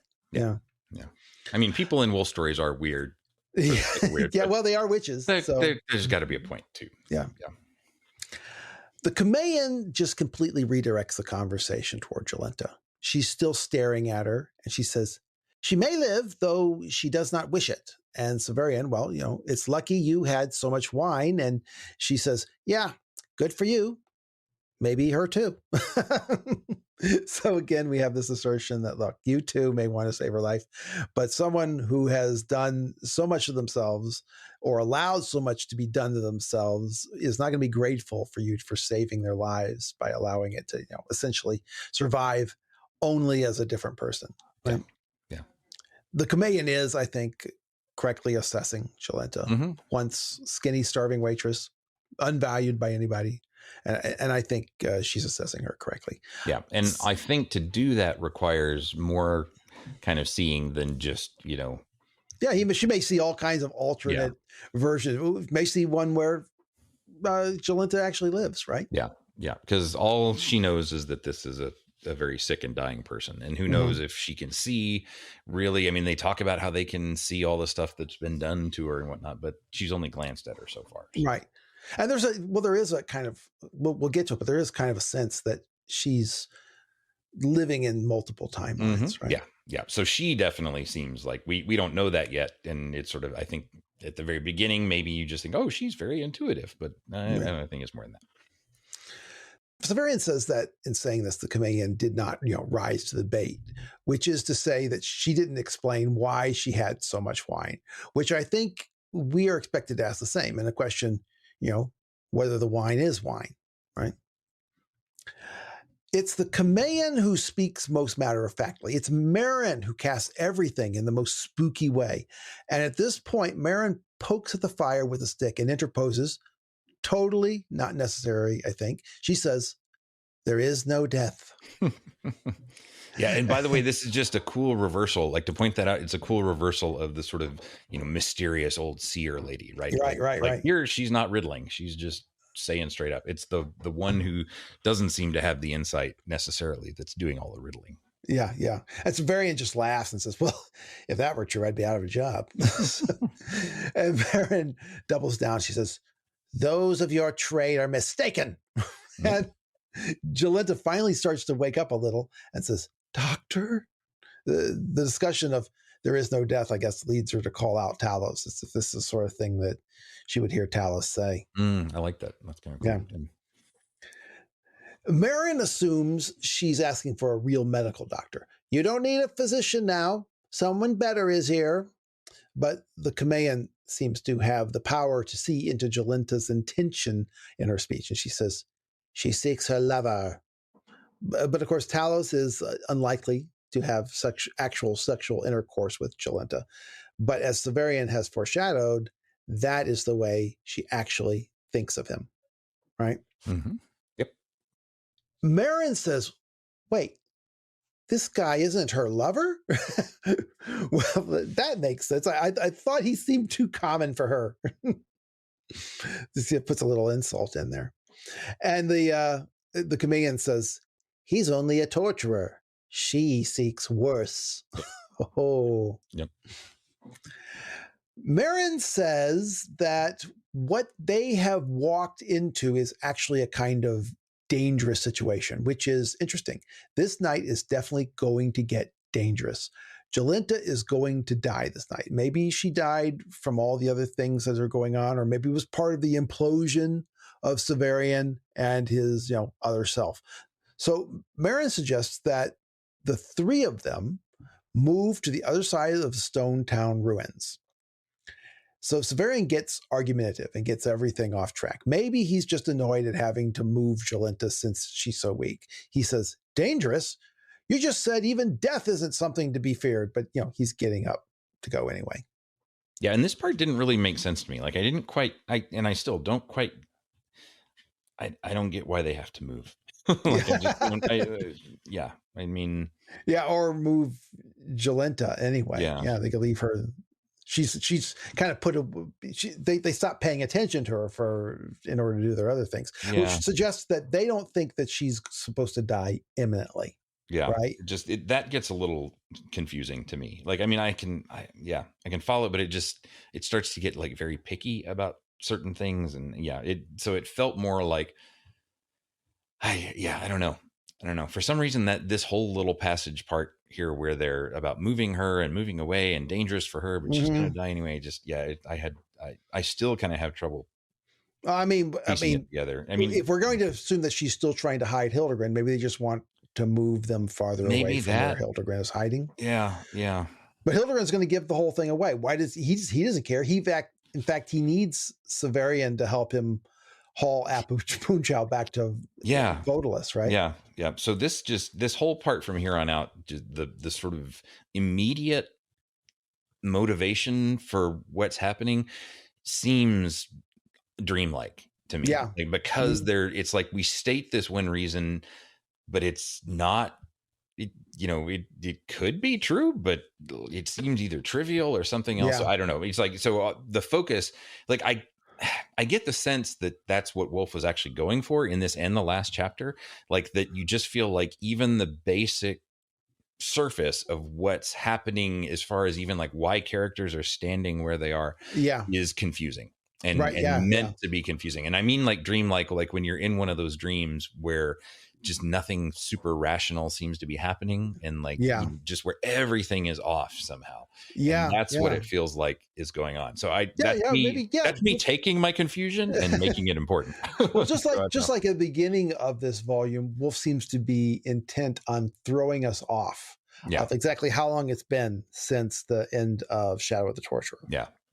Here, maybe he is deliberately trying to throw us off kilter about what is going on at any given moment. But the Kameian here, she gets pedantic. She finally looks up from Jolenta. Remember, Jolenta's head is still on her lap, and she says that Merryn is right in saying death is nothing, even though she doesn't understand why. She says Merryn, quote, only speaks by rote like a starling in a cage. She says death is nothing, and for that reason you must fear it. What is more to be feared than nothing? So other than the spooky woo-woo of it, do you have any insight into that statement? It reminds me of an old fable that Chaucer tells a version of it. And there's a few of them where like three beggars or three thieves have to to do something, and you confuse death with nothing, and it leads to your own death or something like that. It sounds kind of like that little old legend, but it doesn't really pay off to me very much. So yeah, but no, it is it's one of those, good moments where death is nothing, which would seem to make it insignificant, but that's also the most insignificant thing is the most significant thing to be afraid of. And so, it's all paradoxy and weird. Yeah. But the thing about Merryn speaking only by rote, especially like a starling in a cage, that's a weird thing to say. Like, it's like she doesn't really get it, and she knows what she's been taught. Yeah, I mean, she's very didactic because she's constantly repeating what she's learned. Which makes her seem like an apprentice in some way. Yeah, that's true. Oh, that's believable. But it's a weird relationship. She knows what to say, what is the facts, but she doesn't know the meaning behind the facts, right? Yeah, yep. But for exactly what it's going to mean for what eventually is happening here, we'll have to go further. Well, Well, I mean, I took a deep dive on the philosophical question of nothingness, but honestly, I can't derive any meaning. This might reflect on Wolfe's own contempt for nihilism. Wolfe's fourth story sale was "And the Green Wall Said," and it was to Michael Moorcock's New Worlds magazine. And it was, per Jack Dan in our interview with him, one of the epicenters of the New Wave movement, the British epicenter. But Wolfe said regarding the sale of that story, he says, "For reasons that I have never understood, this appeared in New Worlds, a radical and arty, almost an underground SF magazine that Michael Moorcock was editing in London. I subscribed and found it, like other such magazines, hugely confident of what it hated and was very willing to support. It may very well be that Moorcock accepted The Green Wall Said simply as a personal favor, the instinct of nihilists being infinitely superior to their opinions." So, whether or not that's fair to Moorcock, I don't know. I'm just saying. Well, I'm just saying that's the Wolfe's own perspective on nothingness. So, I don't know. Maybe it has something to do with nihilism. Yeah, and I mean, it's the kind of thing where you may understand yourself really well, but you usually understand your enemies least, which is probably what is going on there too. Just like how. Yeah, because like if you read Moorcock's, you read his fiction. I mean, epic battles between order and chaos that can never be, completed. I mean, it's not nihilism, but it's not what Wolfe would see as meaning. So But so what is to be more feared than nothing, and then death being nothing? There's something in the sense there of Christ being the one who conquered death, he came over and finally is what redeems all of experience and all of life and everything else. Yeah. And oh, death, where is thy sting? Oh, grave, where is thy victory? Yeah, exactly. And so there's something to that kind of. There's two different ways of saying death is nothing. There's something the way Merryn says it, which is death is nothing consequential. Or the way that the Cumaean seems to say, where that death is the true end, right? Yep. And so there are ways to see it too, as in if New Sun is all about evolution and becoming more things, then the whole point is turning death into change rather than and death into redemption, right? Like growth, redemption some way or another, rather than it just being a simple end in which there's no more after that. So I mean, I think there's echoes of all that stuff. In there, so that when Cumaean does say, death is nothing and you should fear nothing, it's because there's a better way to understand death than just as an end. So, but that all gets very metaphysical very fast. And it's like, what does that have to do exactly with Jolenta? Because she's also the one here who just said, maybe she doesn't want to keep living. Maybe living for her would be bad. So the Cumaean is the one who just said, what, you should fear nothing more than nothing, which is death. But she also just said, maybe we should let her die. So it's a complicated, there's lots of stuff going on here. Yeah. So anyway, her claim that nothing is to be feared more than nothing, Severian just laughs and said, well, can't argue with someone as wise as you. That's his sarcasm coming. He's becoming more and more becoming more and more sarcastic as this book continues. Anyway, so he says, look, you're nice and helpful. So since you want us to, we'll just go. And he picks up Jolenta from the Kamayan's lap. But the Kamayan responds that she does not wish for them to go. Yeah, she says, I do not wish it. My acolyte still believes the universe hers to command, a board where she can move counters to form whatever patterns suit her. The Magi see fit to number me among themselves when they write their short roll, and I should lose my place on it if I do not know that people like ourselves are only little fish who must swim with unseen tides if we are not to exhaust ourselves without finding sustenance. Now, little fish. Yep. Now you must wrap this poor creature in your cloak and lay her by my fire. When this place passes out of the shadow of earth, I will look to her wound again. Out of the shadow of earth. That means after, the sun comes up. So let's see. This Kamayan seems to recognize that it is not pure chance that Severian is here. That at their fire, he's significant, even though she does not truly understand why. If she had, I think she never would have summoned Apuleius with Severian right there. And at the end of Citadel of the Autarch, Severian is reflecting on what he remembered of the first Severian. He says, I know now the identity of the man called the Head of Day, and why Hildegard, who was too near, perished when we met, and why the witches fled. And now the identity of Apuleius has been explained. And why Hildegard perished because of Severian's connection or nearness to him, that's clear. However, Greg, why the witches fled, that's a continuing mystery for me. Well, I think just like in the context of that quote from Citadel, like if you kind of put all those together, it's like, I blew up when I was too close to my, when I was too close to my other guy, and Hildegard got caught in it because he was grabbing on, and the witches ran away because they knew if they were too close, they'd get blown up too. That may be, that's kind of how I read that. Like, well, maybe you're right. Maybe they ran away before the whole thing happened. They knew, said, holy, let's get out of here. Like they saw it, or the Kamayan could see enough at that point, she could see enough to be like, oh crap, same dude, different times, whatever, blah, blah, right. And ran away.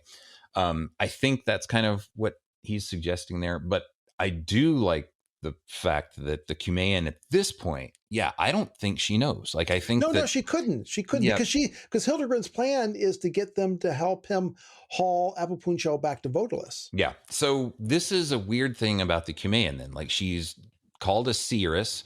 She's someone who supposedly can, see through time. She gets this sort of grasp of what's going on with Jolenta.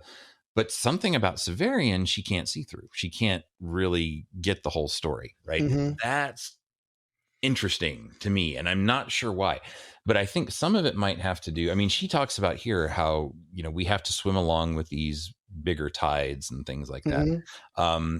But Severian really is going to be someone who is, at least I think, supposed to be kind of more like someone who treats the universe as a board where he can move things. He's kind of like the linchpin around which the evolution he's one of those powers. He's supposed to be one of them. So maybe there's something about him that, because he's so central to what's going on, that she can't see him, which makes her a weird seer, right? Like she can see things for the little fish, but she can't see things. Well, she seems to recognize that there's something going on with Severian, right? Mm-hmm. She says, we're little fish, but I can see, she sees something big going on behind Severian. She doesn't realize it's something directly connected to Severian himself. Right. But it puts her in a weird place because so often, every other time in the book, they talk about people who can kind of pull the strings or see the background, or every kind of rumor that they throw around about, Anire. But when they talk about him, it's like he knows everything. He knows the past. He knows the future. He knows what's going on. But then he's got to come and talk to, and the Autarch has to come and talk to the Kamayan.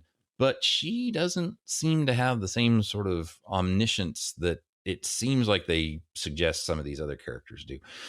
So she's a bit of a mystery here for being able to move through these different timelines and whatnot, but not necessarily to really see Severian. Like it's odd to me that, the Undine talks about how they were following Severian, and the Megatherians know Severian's important, and Anire is setting things up for Severian, and Severian's being manipulated to show up at the right places at the right times. But then there's this Cumaean who doesn't have that kind of insight. And I don't quite know what to make of that, or if that's right, or if she's just pretending not to know. No, I think she doesn't know. I don't think see how she could, but I think she does seem to recognize she doesn't want Severian to leave. She knows that there's something about Severian that is portentous, right? There, as if we're all just little fish, but she seems to sense the hand of a big fish nearby. But whatever powers allowed the Cumaean to guess correctly that Jolenta was calling, for her lover, rather than mere physician, that same power is allowing her to perceive Severian, is someone that matters, right? Yep. So she's going to help him if he can. And Severian has an intuition like that of his own. He's thinking she seems to be an ally, a helper. But at the same time, there's something in this moment that reminds him of his conversation with the Undine. Remember that the Undine also wanted to have Severian as a friend for her own dubious purposes. So, like the Undine, Severian is hesitantly considering what her help will cost him. And Severian is looking at her face, and remember that not everyone reads this passage after reading it for 25 years, Craig. So we get some foreshadowing about the Heraduals and the nature of the Cumaean. Severian says, and as I studied her face, I had come to doubt that she was an old woman at all, and to recall only too clearly the hideous faces of the Caucasians who had removed their masks when Baldanders had rushed among them. And again, she's going to reveal that she is wearing a mask, and Severian knows that the Caucasians were wearing masks, and we'll eventually learn that someone who wears one mask might wear another. So foreshadowing. Yep. So that raises the question. So is the Cumaean also a Hierodule or a Yasadi or something like that? Yeah, that's a good question. The only actual named Caucasians we've seen, well, I guess, I don't know if they've been named yet, but the only ones who get names are going to be Hierodules. Right. Well, I mean, the Hierodules, though, they seem to understand about Severian, right? I know.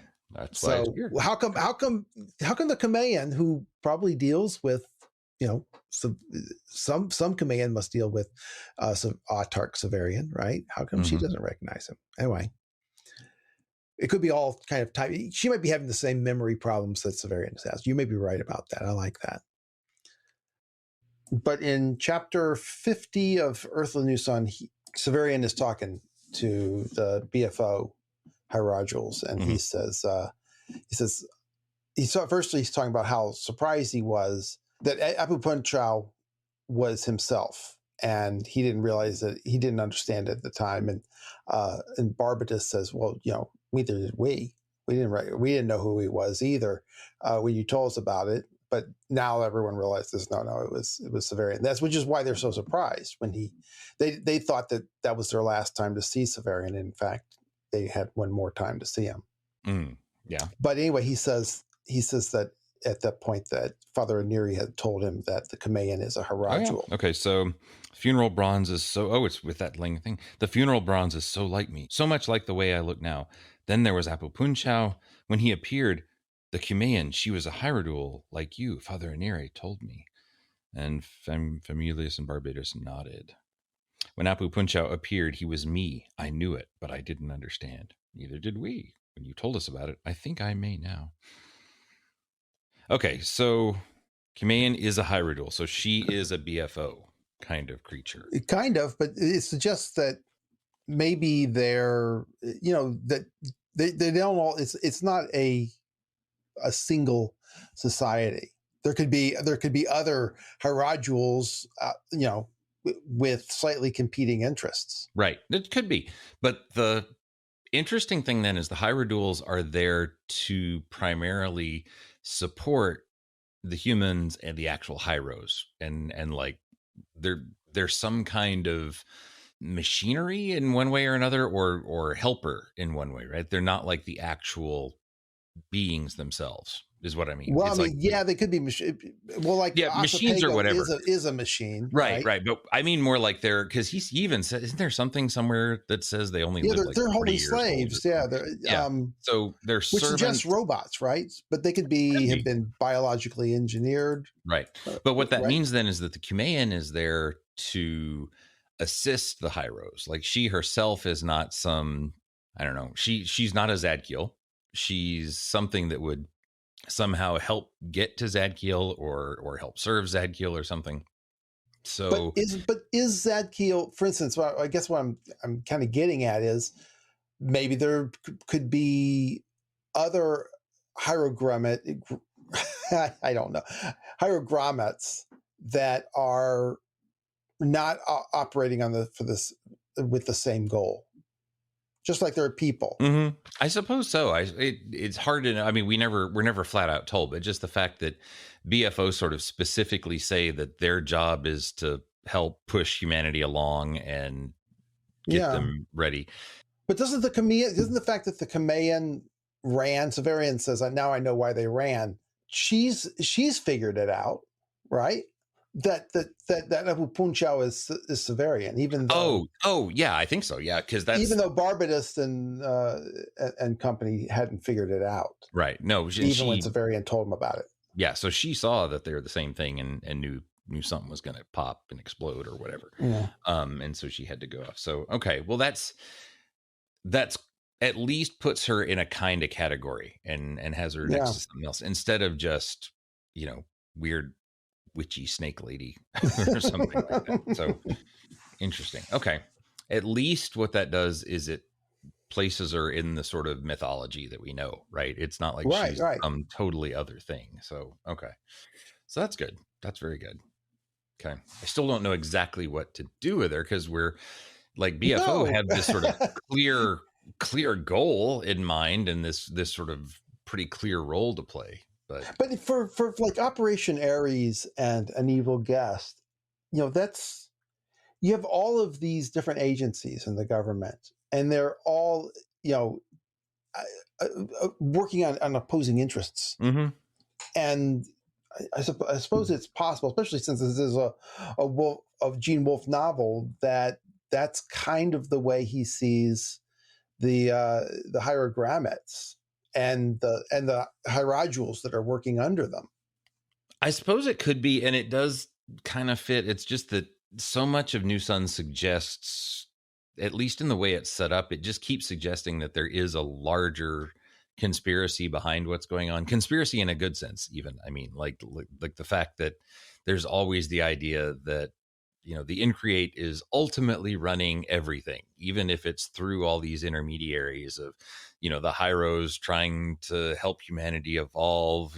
They look kind of like angels, so they're not literal angels, but they serve a kind of purpose like angels, helping you become a better version of yourself or something like that. Like there's always that very clear hierarchy, at least, even if when you look down in the details, you find out that things aren't always quite so perfect. There's still that hierarchy of like higher levels of spirituality or angels or something like that. Even if it turns out that they're just aliens, they're still higher. Like the whole eagle. Yes, well, yes, they are higher. But is it any less true for humanity that they're higher than animals, but they're still guessing at the Increate's goals and desires, much like just as is said in the play. Yeah, no, true. But I still think that putting her on a different level means that somehow she's connected. And this is just a sense I get, but so much of New Sun always still suggests that the things that are going on behind the scenes are somehow not just chaotic and random. Like there is a sort of plan getting played out in some way or another. Well, yes, there is. But remember that Aniri is operating on Earth with, he's not operating because he's been sent there for a particular purpose. He's there trying to convince them that Severian's universe is something worth paying attention to. Yeah. Yep. Right. No, I get it. I totally get it. So, and yeah, and that helps with the idea that, the Hyros aren't just this universal, perfect alien angel force or whatever, right? They really are, like when Apheta shows them underground and she's like, oh yeah, look, we've got all this machinery and lots of people want to live in that sort of perfect air world up there, but there's a lot of us working under the surface too to make, it sort of Right.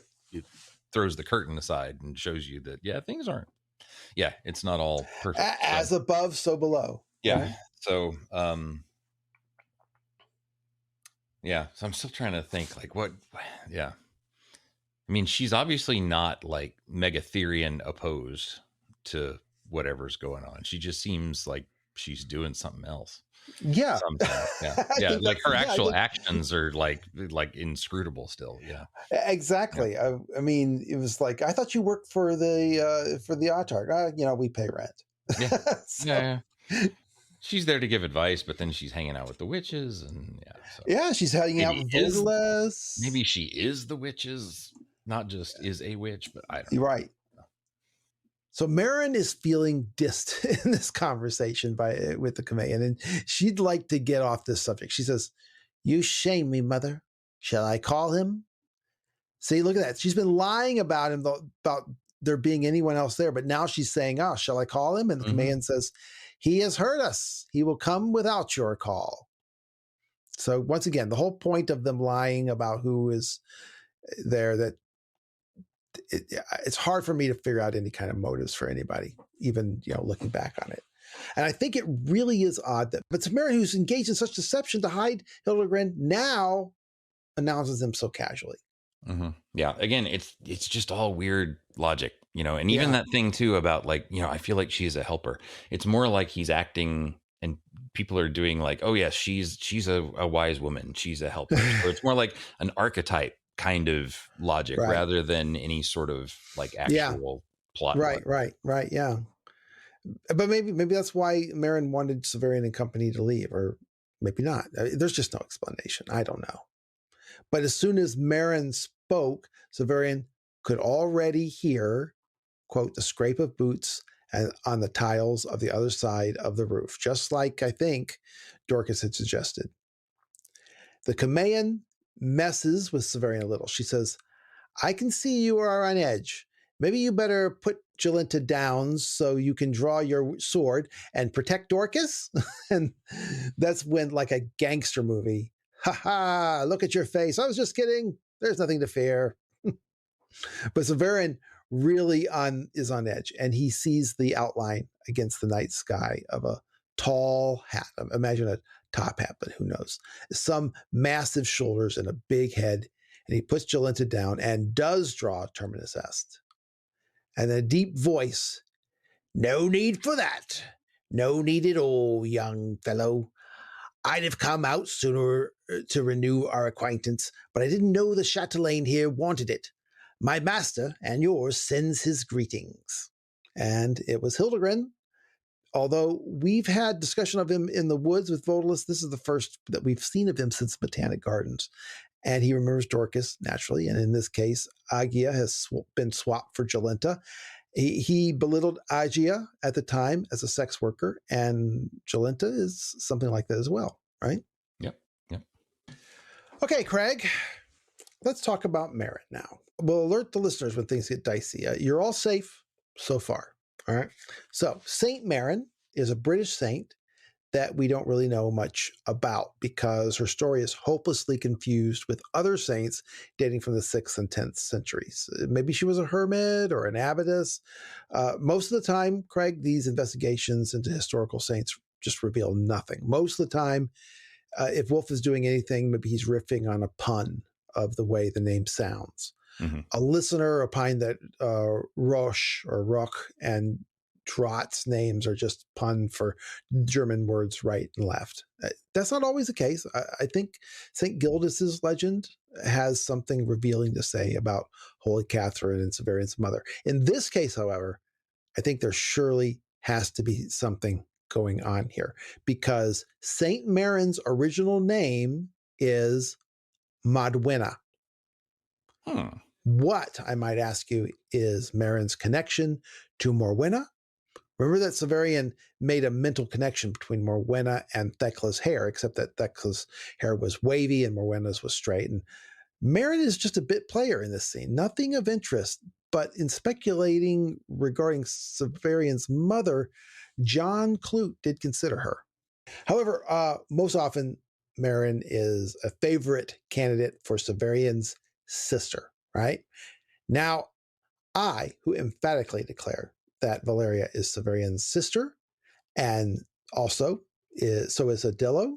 Well, I'm not going to balk at the possibility that Merryn could be Severian's sister, and so could Morwenna. I see Severian's sister everywhere, just like his mother. In Consider the Autarch, Ava says to Severian, Severian is one of those brother-sister names, isn't it? Severian and Severa? Do you have a sister? And he says, I don't know. If I do, she's a witch. Mm-hmm. So pretty good.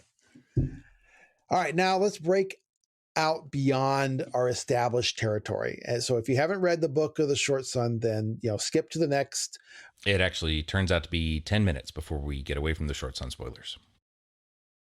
In Return to the World, chapter 13, the protagonist, the Rajan, dream travels to Earth to the time, it seems to me, prior to the events of the Book of the New Sun, to the very Madichan Tower, and encounters young Severian, the apprentice himself. And it seems improbable, and some readers have called it pure fan service, but I don't think it's improbable coincidence. I think Wolfe is trying to say that it was the opposite. But let's go on to Merryn. In this story, young Severian already knows Merryn, or a Merryn here at the tower, and he brings her to the Rajan. And the Rajan describes her as, quote, an unhealthy-looking young woman, so pale and gaunt. Her voice is shrill and unpleasant. She has a face like a mask. When she smiles at him, the Rajan says, quote, I want to write that the young witch smiled again, but it was the same smile, which had remained on her face as if forgotten. Which is so cool. Just yeah. It's, obviously, this is a mask, right? It's some kind of mechanical. It looks like a sort of like a real face with an uncanny valley, but also she has to think to operate it and to make the right facial expressions. The last the Rajan sees of her is when young Severian offers to show everyone his dog. And in the corridors, the Rajan sees Merryn's gaping mouth and the utter blankness of her large, dark eyes. And Severian says that although she is a witch, she, quote, has no powers. When Jolly, the Inhuma, who in Dream Travel is almost ordinary human woman, except that, like the Rajan in Dream Travel, she has no internal organs and does not need to eat, but can if she wants. She introduces Merryn to the Rajan and says, I don't know who the boy is, but of course that boy is Severian. And Merryn says, he's my brother. We're brothers and sisters, we witches and the torturers. So there are a whole lot of questions about this encounter. It seems impossible to work them out, but I have, except for Merryn, I think. And we'll address them some 6 years or so in the future when we finish Earth of the New Sun. The case that Merryn is Severian's sister, the fabled sister, seems very strong. But I do doubt that even if it is true, that it's as simple as that. So one additional tidbit, the Inhumi who disguise themselves as human do have human souls, but whose bodies are winged reptiles, and they have trouble with animals. And the Yuma have a power to affect the perception of humans, so that with just some wigs and costumes and makeup, their disguises are completely convincing. But this power does not seem to work on animals. So the Inhuma cannot, for example, ride horses or make friends with dogs. In Dream Travel, this ability is removed because they are no longer faking their human appearance. Well, guess who else has a problem with animals? That's right, Merryn. Merryn has trouble with animals too, Jolly said as she went out. So, I don't know. What do you think? Well, she can't just be a human if doesn't this suggest that she's got that there's something unnatural about her, Yeah, inhuman about her. And it also gets weird because the whole Inhuma thing, of course, doesn't come up at all in New Sun. Certainly not in Claw of the Conciliator. At least I think not, unless I don't the think Cumaean being a serpent-like creature and him looking inside her is supposed to suggest that she is something. But then to suggest that whole stuff that doesn't even come up for book upon book, that's a hard. I think the Rajan is doubling down on the fact that it's not that she's an Inhuma. Yeah, he says, first I thought that she was an Inhuma, like we had seen in Gaian, but no, she's not an Inhuma. It's something else. But anyway, but it's and I don't know enough. I certainly don't know. I'm not confident enough about Short Sun to be able to say, what might be a good sort of analogy for that there. But I also think that, when she says we're brothers and sisters, she leaves that out by saying, the witches and torturers are brothers and sisters. That's one way of saying, we're not really brother and sister. Well, maybe they should have all been called Severa if that's merely what it is. Right. Yeah. So it's one of those weird, it seems like he added that extra thing on there just to like mess with us. Yeah. But I guess the other issue I have is that it gets back to the thing of, okay, well, if Merryn, this character Merryn, is Severian's sister, what do we learn about it? Maybe it's there to be a clue for who his mother was somewhere. That would kind of make sense. Mm-hmm. As far as why she has to be here at the crux of everything, when we also learn about Severian as Apuleius, I don't know. I mean, that gets weirder. Like, why do we have to have her present at that? Mm-hmm. And why would it be important for his sister to be seen as a sort of naive kind of person who says the right things but doesn't know them? Is that like maybe? Well, you can have someone as a foil, but I just don't. Yeah, I'm not convinced it's that kind of story. Yeah, with this one, this is one where I have, again, lots of possibilities, but I don't know, because this chapter and the next one seem like they're written in such a weird way to me, where the specific details of why does this person move here and why does this person answer that question that way, like it's always dreamlike and off kilter and nothing's quite perfectly straight. It's right. Wolfe is good at doing that at any time, but it's really ramped up in these sections. Like everything about this is totally dreamlike to me, where we see all these images happen in relationship and in sequence and whatnot, but there's not the sort of normal story connection between like how things follow. So the fact that she's there could be for all kinds of reasons. I'm not really sure. I don't know if in this chapter itself there's a whole lot to draw attention to her. Like the thing that, as his sister, I mean, the things that make sense are even then kind of elusive. Like the fact that she is a young witch, just like he's a young torturer. Mm-hmm. The weirdness about their face being masks should remind you of Apuleius and Apuleius and masks, even though he specifically will call out the other masks of the Hierodules. He doesn't mention Apuleius and Apuleius's mask. He never mentions it again. But it seems like that's sort of very blatant because you left that big mystery about Apuleius still wearing a mask open. So maybe there's that, because then they're brother and sister. So maybe this mask thing, but that's such a stretch. Like it's really hard, and it's a lot of sort of analogical thinking rather than actual logic thinking. So I'm not sure. I think it's definitely like she, of all the characters in the book, for my favorite possibility for Severian's sister, it's her. Mm-hmm. Both because of Short Sun, but also because of her age and what she kind of did. But I don't know, and I'm not really sure in this moment what that would give us or why it would be important. So I don't know. It's sort of I think that's one thing that lots of people will want to talk about from this chapter, but it's in the end not my total big takeaway. So, but I know you got a little more you want to think about for that one. So I've got a lot of more. I think a implied equivalence between Merryn and Morwenna.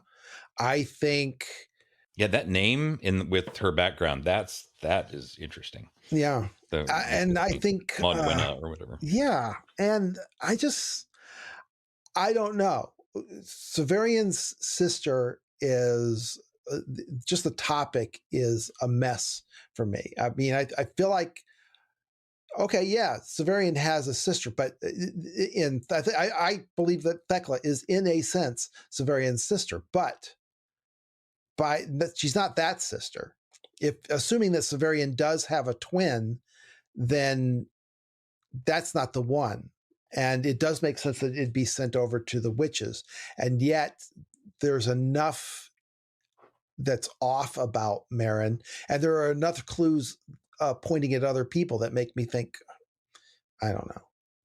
What would be, I mean, there's innumerable things that I feel like, well, if I just understood this, I could solve Merryn, I bet. But I don't have those things. So what I actually think is really interesting about the chapter, though, is that all of this sort of mystery and confusion about the witches, there is definitely a big part of this chapter, which is all kind of about Severian not getting what goes on with women. Like there's a big aspect of that. I mean, and it's something that he's talked about before, but with this, like, I feel like part of, and I don't know if this is intentional, but I feel like it is. But part of the reason why I think the witches are meant to be sort of inscrutable is because Wolfe really wants there to be this sort of women to be inscrutable for Severian. Yeah, and not in the sort of goofy way of, men don't understand women and he just and he's always just out for sex or whatever.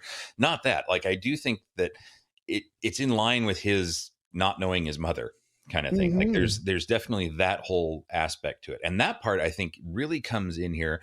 It's also really interesting that that's what happens right before we get the chapter where we're going to find out that he is this other sun god figure, right? Like that's really the big, if there is a takeaway of what I think in the end you're supposed to realize about the next chapter, it's that Severian is Apuleius. And that means that he was an ancient sun god.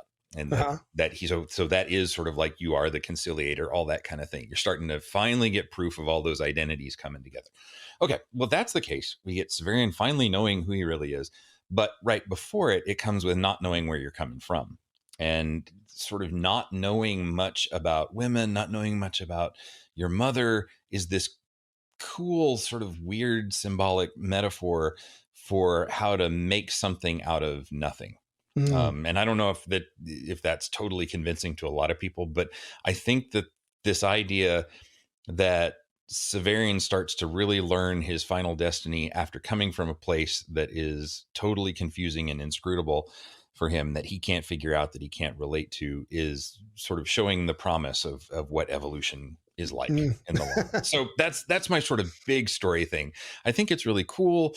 I think it's not like, it's sort of weird to say that Severian doesn't get the feminine is actually not a feminist issue at all. It seems like it's more about sort of how to overcome really kind of that nothingness that she talks about, his origin, his other half. I don't know. Yeah. There's something like that is going on here. That's at least the way it can make sense to me, because at a plot level, I don't know that it does. Like, what does this have to do with Vodalus wanting Hildegard to be out here to do something with, like, all that whole setup has nothing to do that I can figure out with what happens in the actual next chapter. And when he figures out who he really is. Right. Like, it just seems like, no, that was just sort of a mere plot contrivance to get Severian to have this experience with Apuleius. Yeah. But it wasn't, it's more like the kind of thing where Providence could put this together, but no manipulative person or set of whatevers could put this together. So it's almost like the specific details of how to get there don't matter. It's really just that you get to the right point at the proper time and whatnot. So I don't know, but these two chapters really are bugging me as I've been reading them and talking about them, because they really, like I said, there's a certain point in the middle of this chapter where I stop understanding why anybody does anything for any purpose. It's like, they just don't make, like, why do we have to walk over there? Why do we have to leave Jolenta here? Why do we have to, they don't ever really make sense. I think this chapter seems to bother you a lot more than the play did.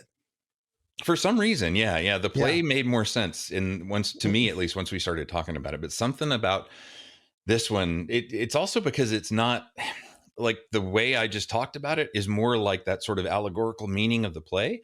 But this is presented not as allegory, right? It's presented as a straightforward story where, you know, people are doing things that their boss told them to do, but none of that makes sense. So I don't know. But I kind of like that sort of more archetype level way to look at it. And I don't know if that's what Wolfe intended. Truly have no idea. But it does seem like if you're looking for another place where, you know, the universe is making people get to the right place so that they have certain epiphanies or something like that, that's the only kind of causation that really makes sense here. The actual sort of specifics of why do the witches need to be here, and are they working with Apuleius and all that kind of stuff, I don't know. I don't get it. So. Well, I don't know, Craig. I've taken this as far as I can. It's a weird one. I know no more about Merryn now than when I started. She's still confusing. Valeria is still confusing. Morwenna is kind of a mystery. I know there's something going on there. I've always known there's something going on there. I don't know what it means. I don't know why Valeria is somehow in Adello. The whole thing is messed up, and I don't see any hope for it. But here we are. So let me just say, but I'll say one other thing. I saw somebody say, and I don't remember if it was like on Facebook or Reddit or something, but they were complaining about Wolfe. But no, it was on Twitter somewhere. I think it wasn't something you retweeted. It was just something out there. But it was that they thought that a lot of Wolfe's stranger stories weren't really puzzles meant to be solved, or that he didn't necessarily know what was going on, but he was just really good at being able to write confusing, suggestive stories that seemed like they had a meaning and a thought for them, but were just strange enough to keep you reading. I don't. If you're looking for that kind of thing, I feel like these couple chapters might be an example. Yeah. I don't know that they are. Like I said, I default to the position that he knows what he's doing. I'll trust him. But like I said, the way that these couple are done, if somebody has a better way to make sense of sort of the minutia of the action in these things, I'd love to hear it. That actually fits with the text and the specific things that they say. Right. Because I have just a lot of, I just get weirded out. Yeah. Give us some, tell us what the motivations of these people are. The witches, Merryn's behavior is just strange to me, really. I don't understand the lie. Hiding, the lie, which she's going to just casually drop at some later point. I don't understand. But look, if you've got an answer, then please reach out to us with your ideas and your other comments, your thoughts, your corrections, your complaints, and bring them to us on the Facebook group, the subreddit, the Twitter, the email, the Patreon site, the Patreon Slack channel. You can find out how to do all that on the show notes. Leave a review on Apple Podcasts or Stitcher or wherever it is you talk about your podcasts, and tell your Wolf Reading friends. Most importantly, that's what you should do. Tell your Wolf Reading friends. But until you hear from us again, in which we will still be sitting here among the witches, may the Moira favor you. Yeah, I've got nothing witty to add to that this time. There is only one place to go, and it's always over there. When you get there, you'll be told there is only one place to go.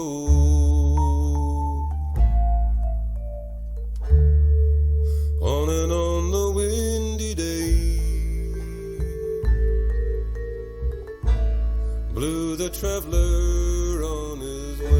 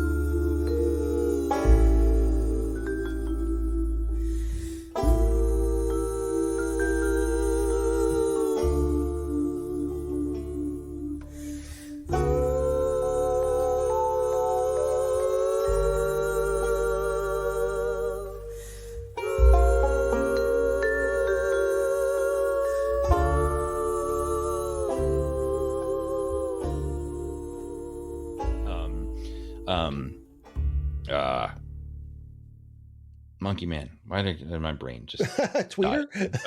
No. Anire. About King Father Kong. Anire. No, sorry. Father Anire. Chapter 30. The Badger Again. They started talking as soon as you did. Oh, crap. I'll tell you. That's okay. You want to do it again? All right. Yep. I'm trying to fix things on the fly, and I'm wrong. So always Do you like trust the your little way. plus that you got going on there? Nice. I like to kind of keep track of what's going on, and it all starts to settle out when I get to the end. See that 29? It's probably closer to the 29 than anything else. Cool. And I have my reasons. Probably about 1 month since the Feast of Holy Catherine.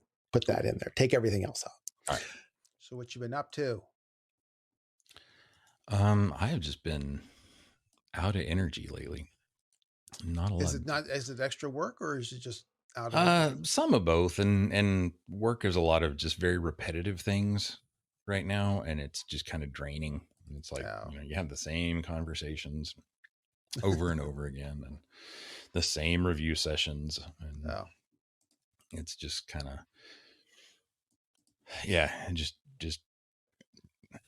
when it's the same thing over and all, because that also makes you feel kind of tired. Oh, I should take more vitamin D. Especially in the winter up there in the. It's supposed to snow again tomorrow. So. It's going to be 70s tomorrow. Yeah, it was a little on the cool side. 60, but it's just time. Yeah, the thing about having to do the same courses over and over again, like it's all fine and dandy when I get to do more of the behind the scenes stuff. Mm-hmm.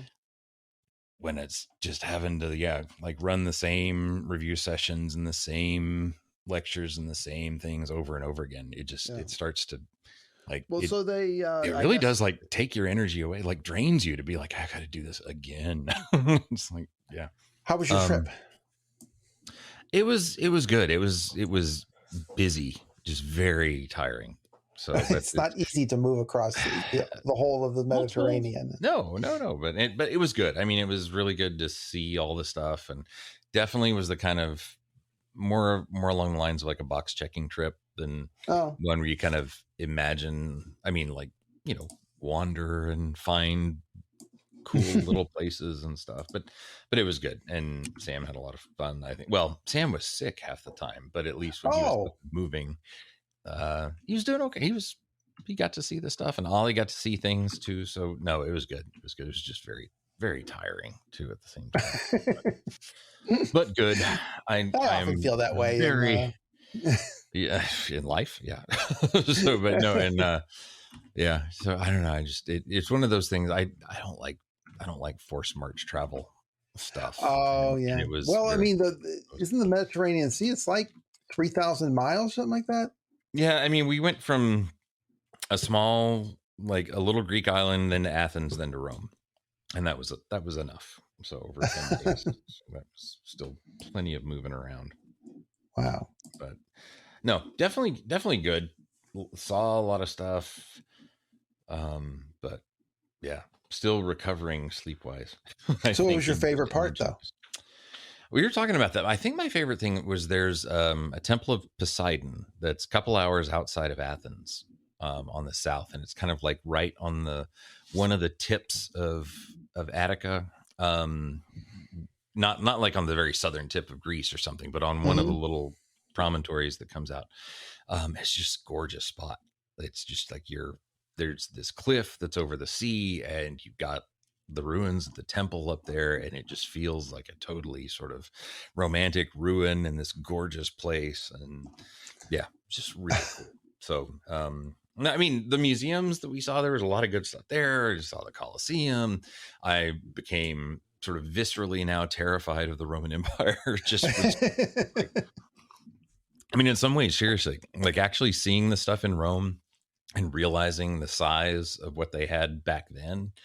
I mean, you totally get how just absolutely how blown away maybe people were. Force. Oh yeah, of just this massive force that they were, that just could conscript massive armies and conquer huge swaths of whatever, and made the whole sort of martial military culture of Rome really, really hit home when you just like, yeah, see so much of that stuff there. Even the houses, like we got to walk through the Roman Forum, and some of the stuff that you see, and then you were reminded of the ways that, you know, like citizens were forced, like every male citizen basically was a soldier first and foremost. And it's just crazy. Just, yeah. And terrifying.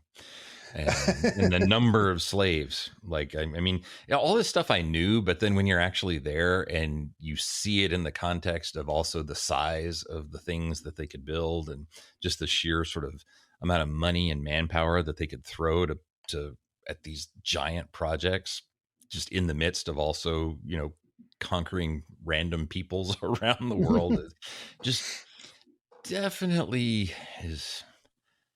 Yeah, it was scary. I was thinking, what would it be like to not be part of that, or to always be afraid that you're going to lose your status? And it's terrifying. So yeah, Greek society, even though they were still filled with slaves and whatnot, it just seemed slightly more harmonious somehow. But yeah. Oh no, they were always fighting to kill each other. Oh, I know. It's like, at least it just had this different sort of vibe to it, whereas the Romans were, I guess, in some ways much more honest. They were just like, nope, we are a conquering society. That's what we do. So, well, maybe it's simply because, at least by the time the empire came around, they could. Oh, right? Yeah.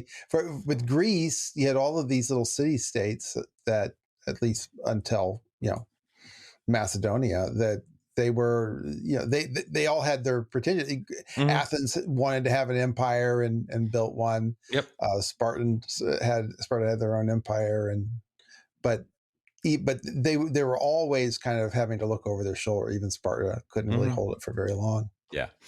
No. And we haven't even talked about Thebes in the north. And right? Yeah. So no, it's not that the Greeks were necessarily kinder or anything, or more humane to anything, but just, I don't know. You mix that attitude with the obvious. I don't know. It's just the thing of like, you're there and then you just feel it instead of get the point. It's not a story anymore. It's like, oh, okay. Okay.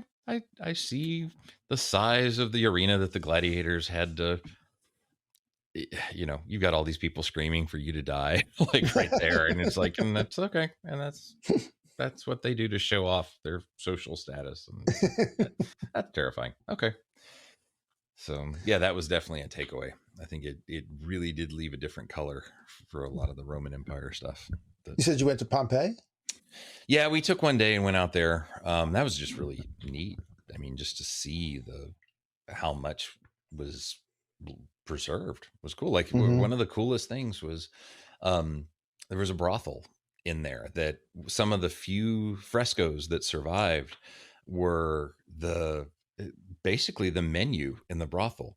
I mean, it's like there's just porn on the walls of just like all these different positions, but they think that what it was literally like a menu of like, you're coming through. Maybe not everybody speaks Latin, and so you just kind of point out what you want. But at the same time, like you're walking through this little building and you're like, holy crap, that's like that's an actual 2,000-year-old fresco that's still sitting there on the wall, and you see the colors and you see.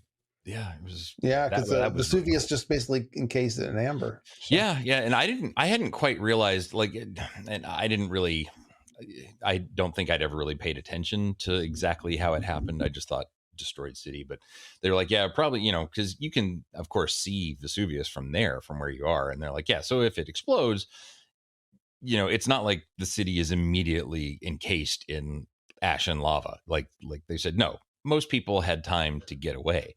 And what happened was that, let's say they think between 40 and 50,000 people in the city.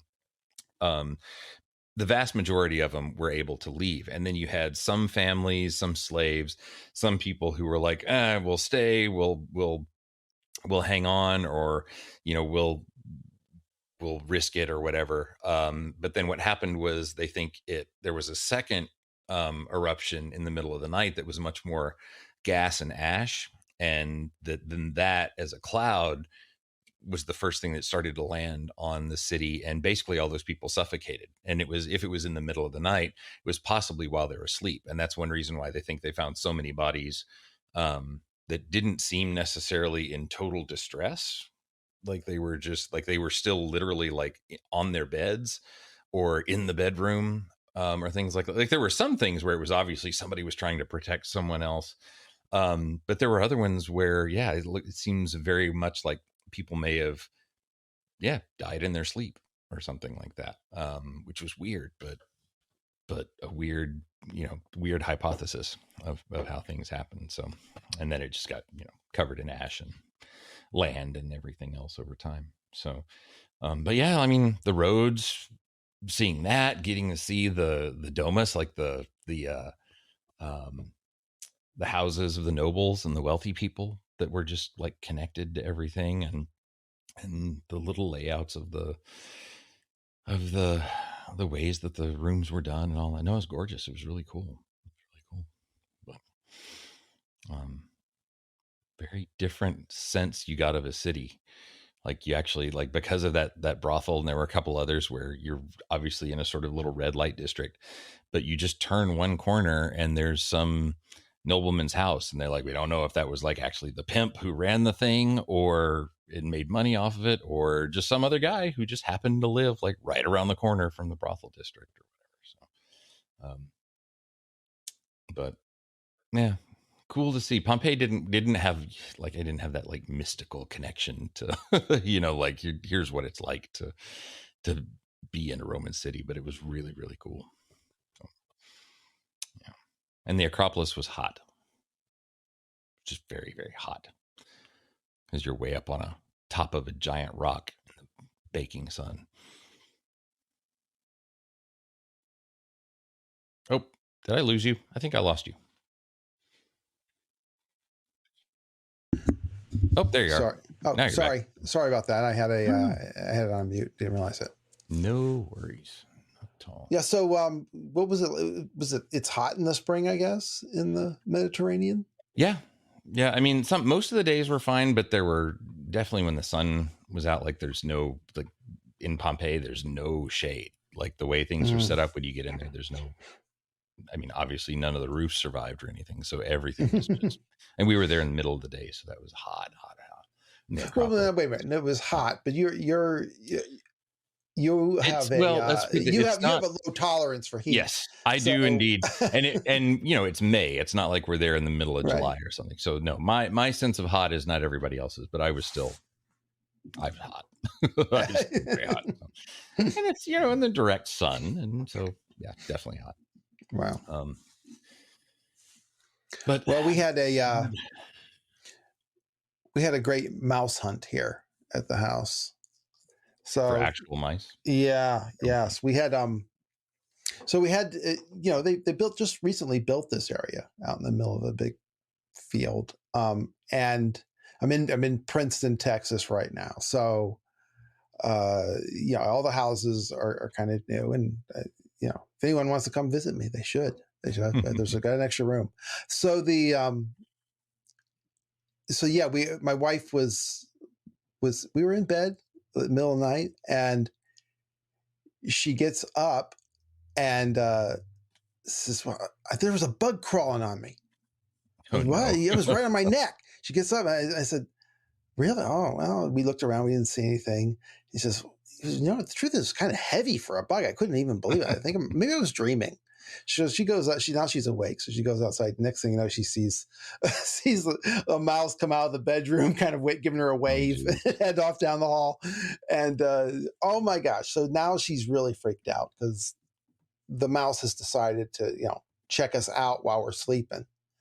So next day I went out and I got traps. I set them up, and she.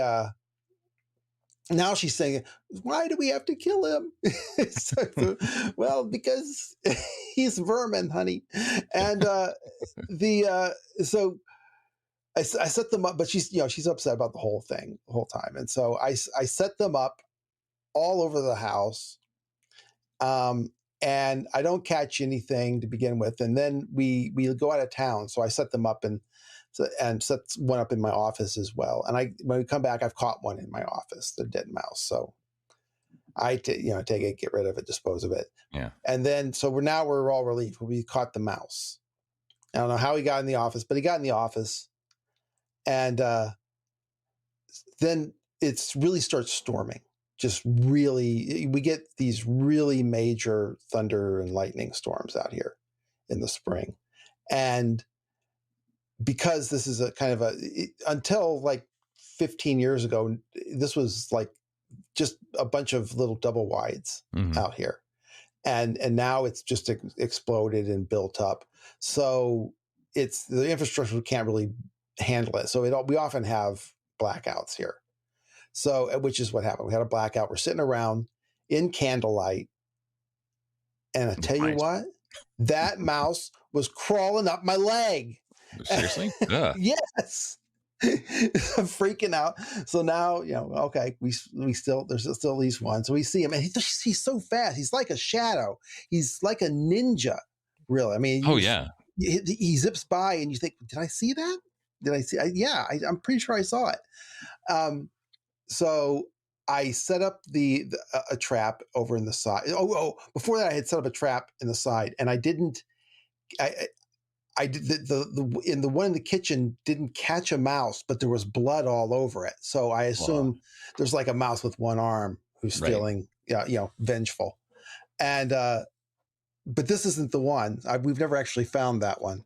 In my last house, we would have mice all the time, and I put the worst thing was I remember setting a trap on one side of my basement where I was pretty sure they could get in because the floor wasn't particularly flush with the wall right there and whatnot. I'm like, that could be a place.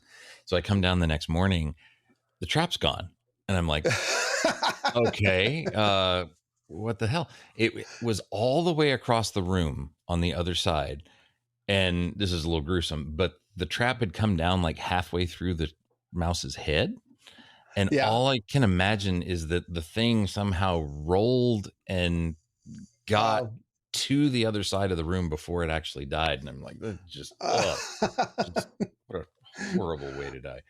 But I remember seeing them there. Like I see them out of the corner of my eye. Like I remember reading out. I was up late one night reading, and all of a sudden you just see this like between the wall and the like coffee table or whatever. And I'm like, oh no. And now I gotta find that thing and chase it. Yeah. So this one. So now my wife sees him. He's living underneath the refrigerator, and we could see them that they're trying to get back into the office where they got into the house, which is connected to the garage. And so but we have one left, and he's living under the refrigerator. So I set them up. Now I've got like 6 little traps, and I've set them up all around the refrigerator. And long about 11 o'clock, I hear shop, and it's got him.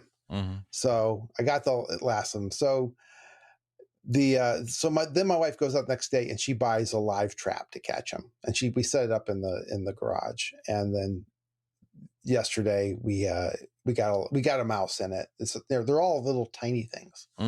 And so this one I went out by the fish pond and set him free. Hopefully he's a wiser mouse, and we'll stay away from human places now. Mice are fun. The idea that especially if they're like crawling across you in the middle of the night, like that's just rude. Yes, exactly. Yeah, I mean, or crawling up your leg. So yes, exactly. Just have a little more. Yeah. Act a little more mousy, guys. Do your mouse thing and just stay small and out of sight. And it'll be right, exactly. Well, I mean, he's got, you can't keep them. You can't just ignore them because they will poop on everything, which can cause respiratory diseases. And also, they don't have any respect. They'll chew everything up. Like he was trying to get back into the office, so he was chewing up on the weather stripping under the door. And when I pull out the refrigerator to look for him, and no, he's trying to gnaw his way through the wall. So so there's nothing to be done about it, but it was him or me. So that sucks. Well. All right. Well, you want to get started? Where did we leave off? I thought we